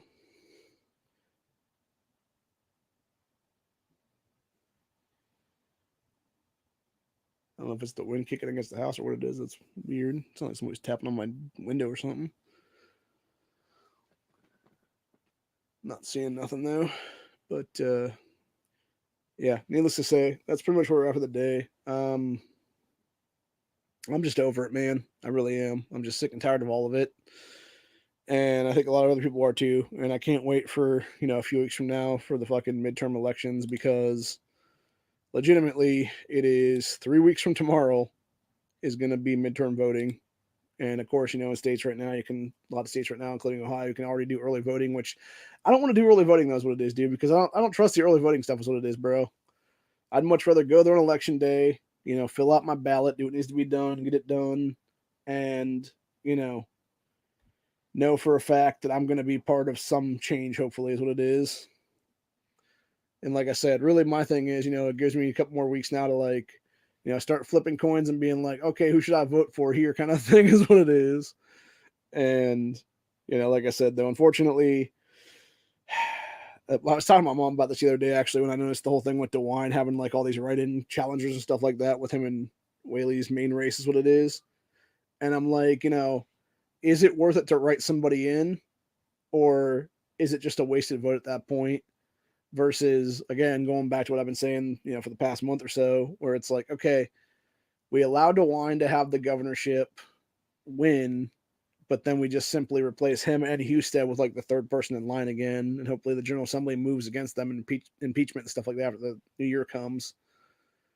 And then we just have a new governor there that way for like a few years is what it is. And then, 2026, potentially by then, I would actually have name recognition. I could actually run for real, then is what it would be, which is my plan right now, honestly. And that's one of the main reasons why I plan on, doing the primary, hopefully against my own state rep then in a couple years now. Because that would give me enough to be like, hey, this dude's pro-life, he's pro-2A, he's pro-constitution, he understands what he's doing. If I would get into office then for a couple of years there, have a little bit of name recognition in the state house and stuff like that, then it would be like, okay, this dude's running for governor now. So, but yeah, that's pretty much what my plan is right now. If nothing else, in the same vein of things, if I would choose not to run in that 2024 election cycle, I would hopefully be a known lobbyist at that point at the state house then for that time period, and have a name recognition that way. And then if nothing else, how Patriot Education Network is known to people, and they'd be like, oh, the guy who founded that company is now running for governor in 2026, kind of thing is what it is then. So yeah, it would be a whole thing then. But either way, that's my basically 4-year plan right now, is to hopefully do a governor's run in 2026 then, which Ohio will be an open field at that point then, guaranteed, because DeWine is, no matter what termed out if he would win again here, you have Husted that potentially could be in the race in 2026, but then again, he's also a scumbag. And I think there'd be a lot of people that would be staking claims then if that be the case, dude, including probably multiple people from our state house / state senate is what it would be. So I think it'd be a very contentious primary. If that be the case, I would still throw my fucking hat in the ring is what it would be, dude, because it's like, hey, I'm not a fucking scumbag, whereas most of y'all over here are, because you've already been holding fucking power and fucked us over several times, dude. And it's like, nah, bro. Like, y'all claim to be pro 2A, and then you put fucking like stopgap shit in their legislation, and it's like, nah, bro. I'm the kind of motherfucker that's like, how pro 2A are you? Let's have grenades, bitch. Let's have RPGs, motherfucker. And I mean that shit seriously. American citizens should have the right to own that stuff, dude. Now, granted, would it cost a whole fuck ton of money to get one of those things? Yes, it would. It would be thousands and thousands of dollars is what it would be per thing. So it would definitely be one of those things where it would be cost inhibitive and stuff like that. Because again, you don't want a bunch of crazy motherfuckers running around having grenade fights with the cops and shit is what it would be, man. And that's just common sense right there is what it is, dude. So, but yeah, it doesn't mean people shouldn't be allowed to own that stuff if they have that kind of cash, dude. And that's what I'm saying, man. Also, having a Department of Gun Services would be pretty cool, where it's just like, okay, you go into the place, you're like, hey, I'm poor, I'm too poor to own, to buy firearms and stuff like that. It's like, okay, here you go, here's your gun, kind of thing. Now, granted, that whole thing, I could talk about that for a few minutes. Actually, that would be one of the things I'd be running on, would be a Department of Gun Services, and basically what it would be is you would have the state of Ohio basically buying out most of High Point's inventory here, because High Point is our main firearms manufacturer in the state. So you'd have a bunch of, C9s and carbines and stuff like that. And you would have people go into this Department of Gun Services, which would be basically what do you call that now? There'd be like 2 different line things there, and it would basically be a window that you would talk to people at. You would fill out essentially a 4473, but it would be a state level version. As soon as your name came up as not a criminal and stuff like that, it would be like, okay, you're good to go. Here's your, firearms and stuff like that. And then it would be, as soon as that happens, then those like basically state level 4473s, because that person is not a criminal and has no, criminal background or anything like that, dude, zip, right through a fucking shredder. And then at the end of the day, all that stuff goes into a burn pile.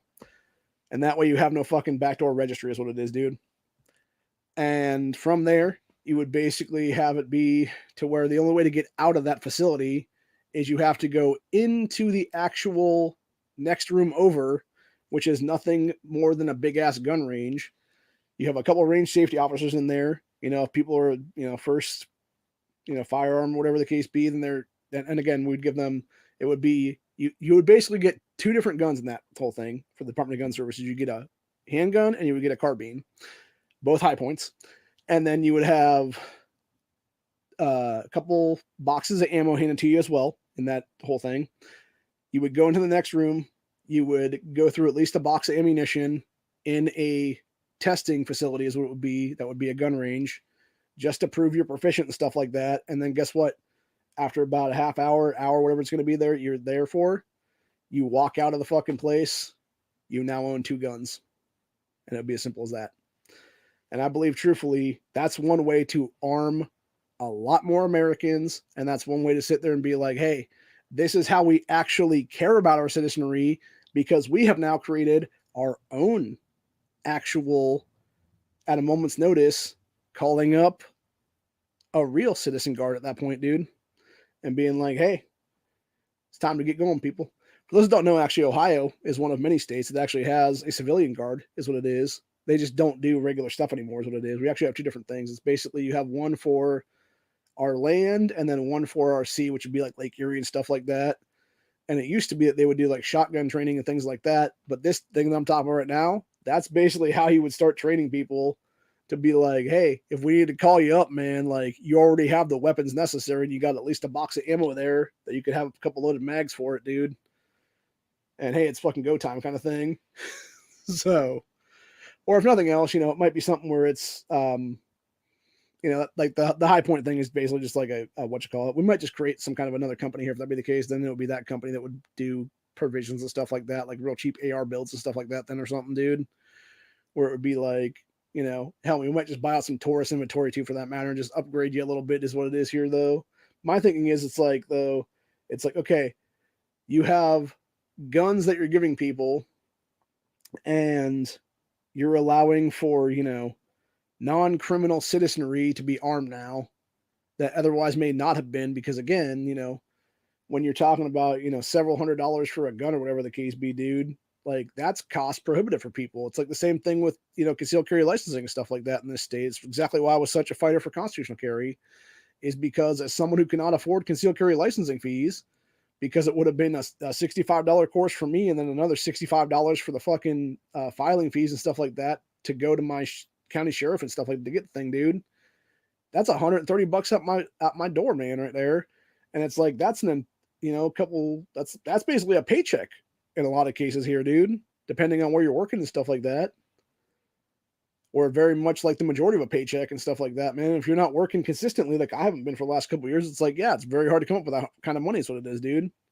So, and then other places, it's even more than that, dude. Up in Cleveland area, it's like $100 for a fucking class in a lot of cases, dude. You're talking about $165+ at that point for those people. And it's like, plus a gun on top of that, dude. It's maybe a couple $100 there. You're talking about like a $400 expenditure just to get a concealed carry license, dude. It's fucking ridiculous. So, and God forbid you go to other states and stuff like that, dude, where it's like, fucking New York City and stuff like that to get one there, dude. It's like $4,000 or $5,000 or something crazy like that, dude. And that was before all the shit with Kathy Hunkel and company. And the thing with that was you had to basically prove within 30 days that you could do this whole class and stuff like that in NYC in there, dude, is what it was. Or New York State for that matter is what it ends up being then. And if you can't do it in that time period, you have to restart the entire process and then throw out another $4,000 or $5,000 there. And it's like, how is that not seriously like unconstitutional at that point, dude? Because you're basically fucking people over to stop them from being able to arm themselves. Then it's just ridiculousness. So anyway, but yeah, like I said, though, that's exactly why I fought so hard for constitutional carry, is because it's like, someone who had, been the victim of violent crime in my past when I was living in Columbus, and then someone who's been victimized again now where I'm back home. And it's like, dude, like enough is enough of this shit, honestly, dude, for real. Like, this is why people have to be armed at this point. This is why we all need to be armed at this point, dude. And the saddest part is like, even not having the ability to arm yourselves and stuff like that, man, like you should maybe risk it, honestly, at this point, dude. Like if you are seriously in a position right now where you cannot afford your state is not constitutional carry and you cannot afford licensing fees, like it might be worth the risk it, honestly, dude. And just take the hit if you ever fucking have to do self-defense and counter and stuff like that, dude, because you're much better off armed and risking like, hey, if I have to ever defend myself, like, oh, am I going to catch extra charges or whatever for being like without licensing or whatever the case be? And it's like, in the first place, dude, if you look into our constitutional history of this country, our governments have no right to do concealed carry licensing systems, dude, because it is all unconstitutional to begin with. The fucking fees associated with them is unconstitutional because the entire country should be constitutional carry at this point. And to sit there and try to tell people, oh, you have to get state permission to go fucking, exercise your constitution protected right is fucking absolute bullshit entirely, dude. So, yeah, very much so.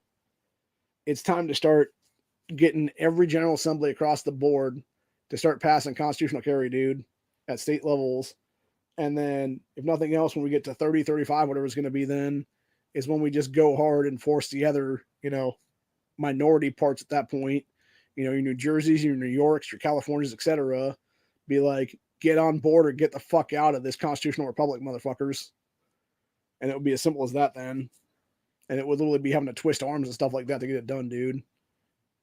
Now, granted, could it be something like the Bruin decision where they're just like, well, we're just going to create new legislation anyway after the fact and make it more cost prohibitive and stuff like that? It's like, possibly. But again, that's why you keep taking them to court, dude, and you keep winning. That's why you keep having groups of people come together and class action lawsuit these fucking cocksuckers straight out of office is what it is, dude. Or if nothing else, you have people actually do primaries against these motherfuckers and win. And that way you actually have these good people that are coming in here as new constitutionalists and stuff like that, take over these general assemblies, take over these governorships, take over these, various positions of power at a state level and do what needs to be done. AG, fucking Secretary of State, whatever it's going to be, doesn't matter, honestly, dude. You have good Americans, good constitutionalists come together and do what needs to be done to take over these different positions of power legally. And then they just simply rewrite the fucking law and make it back to what our founders always envisioned is what it was. And it's really as simple as that, honestly, at the end of the day. So, and that's my American dream, honestly, is a new generation of constitutionalists, is a new generation of people that actually give a fuck about their rights is what it is, dude. And hopefully one of these days I will be able to be, a forebearer of this kind of stuff to people, dude. And that's what I want a High Patriot Education Network to become, honestly, in the long run, is an actual constitutional based rights group to where if we can get money in our coffers, we're going to start doing classes with people, dude, like pretty much every week, where we start teaching them about constitutional rights, where we start teaching them about Second Amendment stuff. And eventually we're going to do range days.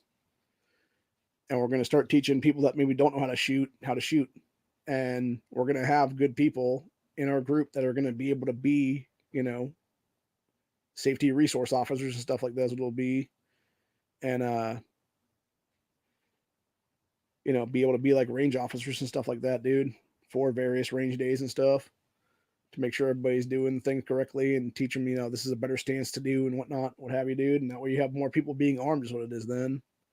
So anyway, one of these days I'm going to create a new thing. I have some of the shit on my shop at the thing, but I don't know if people ain't really buying the mugs or the shirts or anything. I need to create some new shirts actually one of these days, maybe make a Teespring store or something like that. It's like a better quality shirt or something design, because some of my basic designs are not that great, and I definitely want to make some new ones that people may actually wear as t-shirts and stuff like that. Maybe get them for a good price is what it is, dude, because unfortunately that the other site that I'm on right now, the 20 something dollars I'm having to charge for those right now, dude, is not really what I want to charge. But the problem is when they're on demand printing and it's like $14-15 for the shirts for them to print them, and I'm only making a couple dollars profit on those, it's like, yeah, it's not really worth it, honestly. So anyway, one of these days though, I'll figure something out. Nothing else, maybe I'll go create a something here and there, but who the hell knows. But anyway, that's pretty much it for the day though. Like I said, we started out talking about alternate realities and everything else, and now we're into 2A content. So we do a full-blown spectrum stuff here, man, with the autistic spectrum of my mind, where we just go from all topics here and there and then go back around again. And hopefully eventually, even if I do a 20 to 30 minute rant, it'll all come back around somehow, or I'll figure out a way about halfway through to try to make it come back around somehow, or maybe it doesn't sound like it is coming back around, but then eventually it does come back around, kind of thing. So there you go.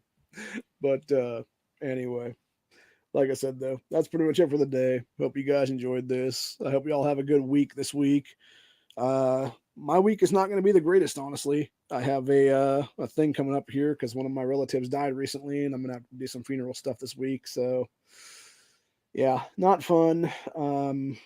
Not looking forward to being real depressed in the next couple days because, basically going to be hanging out with a bunch of people that are going to be having a bunch of, everybody's going to be crying probably, and I'm going to have to be the guy that sits there and tries to be strong and stuff like that, which is going to lead to me basically thinking about my dead father and my uncle who was like a father that died last year, and then it's going to send me down a fucking spiral of just grief, and it's going to be a whole shit show. If there's not a lot of content this week, just know it's because I'm grieving other people, and probably the person that died as well, because they weren't a bad dude, but we didn't see eye to eye politically. I can tell you that right now. But this man, he should still be a hero, is what it is, dude. And unfortunately, fucking government being as retarded it is why he's not here anymore. And the same thing with my other deceased uncle recently. And yeah, it's a bunch of shit, dude. And the saddest part is, it's only been a couple months, dude. It was back in August was the last time I saw this dude that died recently, and he was doing okay then. It seemed like we had a nice conversation. His granddaughter, I handed him. He was trying to open a thing for her, and I handed him the knife I was carrying that day, and he's like, "Oh, that's cool." And I was like, "Yeah, I tend to carry that around for stuff like this. Exactly reason why." And he's like, "Yeah, that thing's pretty sharp." And I'm like, "Yeah, it's because I sharpen on a regular basis." Is what it was. And yeah, it was basically that little like $5 knife I got from a Walmart like I don't know 5-6 years ago. Then some Chinese made shit or whatever it is, dude. But it's nice. It's able to be pocket carried very easily, and you can technically open carry it because the clips out and everything like that on it. So yeah, it was a good day for that time. But yeah, unfortunately, that was the last time I saw him alive then, and yeah, he's basically deteriorated very quickly after that, and he's had a lot of issues since then. And unfortunately, he passed this week, or I should say last week. It was last Friday when he passed away. Then, and yeah, my mother is actually over at my aunt's house right now, which is her sister, because it was her husband that was the one that died. And yeah, it's just the whole thing. And like I said, I'm not about. I don't like to like my thing with funerals and wakes and stuff like that is, dude, not a fan of them, honestly, because of the fact that it's like you're always going to have people that are going to sit there and be, like I'm the guy that is kind of like, okay, we knew this was coming kind of thing. Like I've already gotten over this shit emotionally in some cases. And other people are going to be like, no, I'm still grieving kind of thing. And it's like, everybody has their own time to grieve and is what it is, dude. And I have no problem with that. My thing is, again, it goes back to my autistic mind and stuff like that. It's like, you know, dude had a good life for what it was. We should all, agree with his decision here is what it is, man, kind of thing. It's just a lot like my logic, I guess, is what it is there is that. And unfortunately, people have still disagree with the way he went out and stuff. And yeah, it's just, I don't know. Like I said, though, it was basically a situation of it was him choosing his own terms to go out on versus everybody was trying to talk him into doing some crazy like trach ring thing that would have possibly saved his life, but it would have been him living with that. So yeah, he chose to stop being in pain, man. And I don't disagree with that, honestly. And the thing of it is, it's like, you know, when you realize, your time is short, and if you even went down that process and stuff like that, even if you live through it, like what kind of life are you going to have after that, dude? And I think that's kind of what he was realizing is it's like it's either go now or live just a shittier life for 5-10 more years or something like that. And my thing is it's like as someone who has experienced colon cancer in my life, and I mean there was talk of possibility of a colostomy bag at one point, and I'm just like, thank God that didn't happen. um Thankfully it was where it was and it didn't have to be an issue there. But yeah, it's one of those situations where it's like if you choose to go out how you want to go out, man, like that's on you, and it should be your decision to do that stuff. So it really is, one of those things. But yeah, so I'm pretty much going to be going to a calling hours this week and a funeral then at the end of the week, and it's not going to be a fun day for me. Or fun days for me, I guess is what I'd say there, because it's one of those situations where it's like I'm sure there's going to be a lot of emotional people there, and a lot of people that are going to be way more emotional than I am. And it's just one of those things where it's like, it's kind of like I don't want to be here, you know. Like, yeah, I get we're supposed to be here for everybody else, but it's like I don't really need this, I don't really need to have this kind of sadness all around me right now, dude, because that's just gonna make me sad kind of thing is what it is. I'd much rather have an upbeat, pathway is what it is, dude. So I don't know. I do plan on being there for my relatives, obviously, because I'm not an asshole, but like in general, it's one of those situations where it's like, I don't know. Hopefully everybody will, I'm sure it'll be very somber. I'm sure it'll be very somber.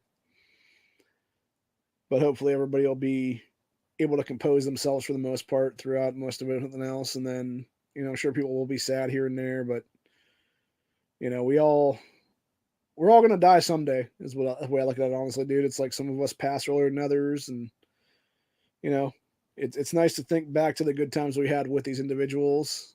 And unfortunately, it would have been nicer if we had a couple more years with them and stuff, but unfortunately that's not the case in a lot of cases. And really it's, the time is precious, and you got to look at it from the perspective of anybody that, wants to be there and wants to be part of this kind of thing and wants to be part of your life, like, reach out to them and, have a regular conversation with them on a regular basis and stuff like that, and do what needs to be done, and make sure that, they know that you love them and stuff like that, dude, is the way I feel about it. Because truthfully, like, even if you don't see eye to eye with them and everything, like, they're still family. And, if they're extended family and stuff like that, they're still family. But yeah, as of right now, I have one non-blood uncle left now, and I have one blood uncle left right now on my mother's side, and then I have my uncle on my father's side, and that's it. So not fun, not fun at all, especially when I had two more in the last 3 years now, and the one that left last year, still very devastating to me, because like I said, when it comes to Uncle Ralph, he was always there for me as a kid, and I feel like he was definitely a father, and he didn't realize he was a father to me, and I do miss him a lot. Fucking big pharma. Fucking hate these people so goddamn much, dude.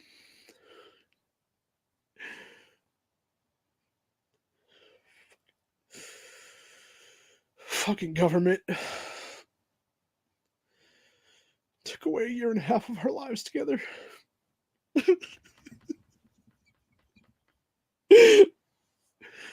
Gotta go. I can't. Sorry, guys. I gotta go. I'm gonna end this. I'll see y'all later.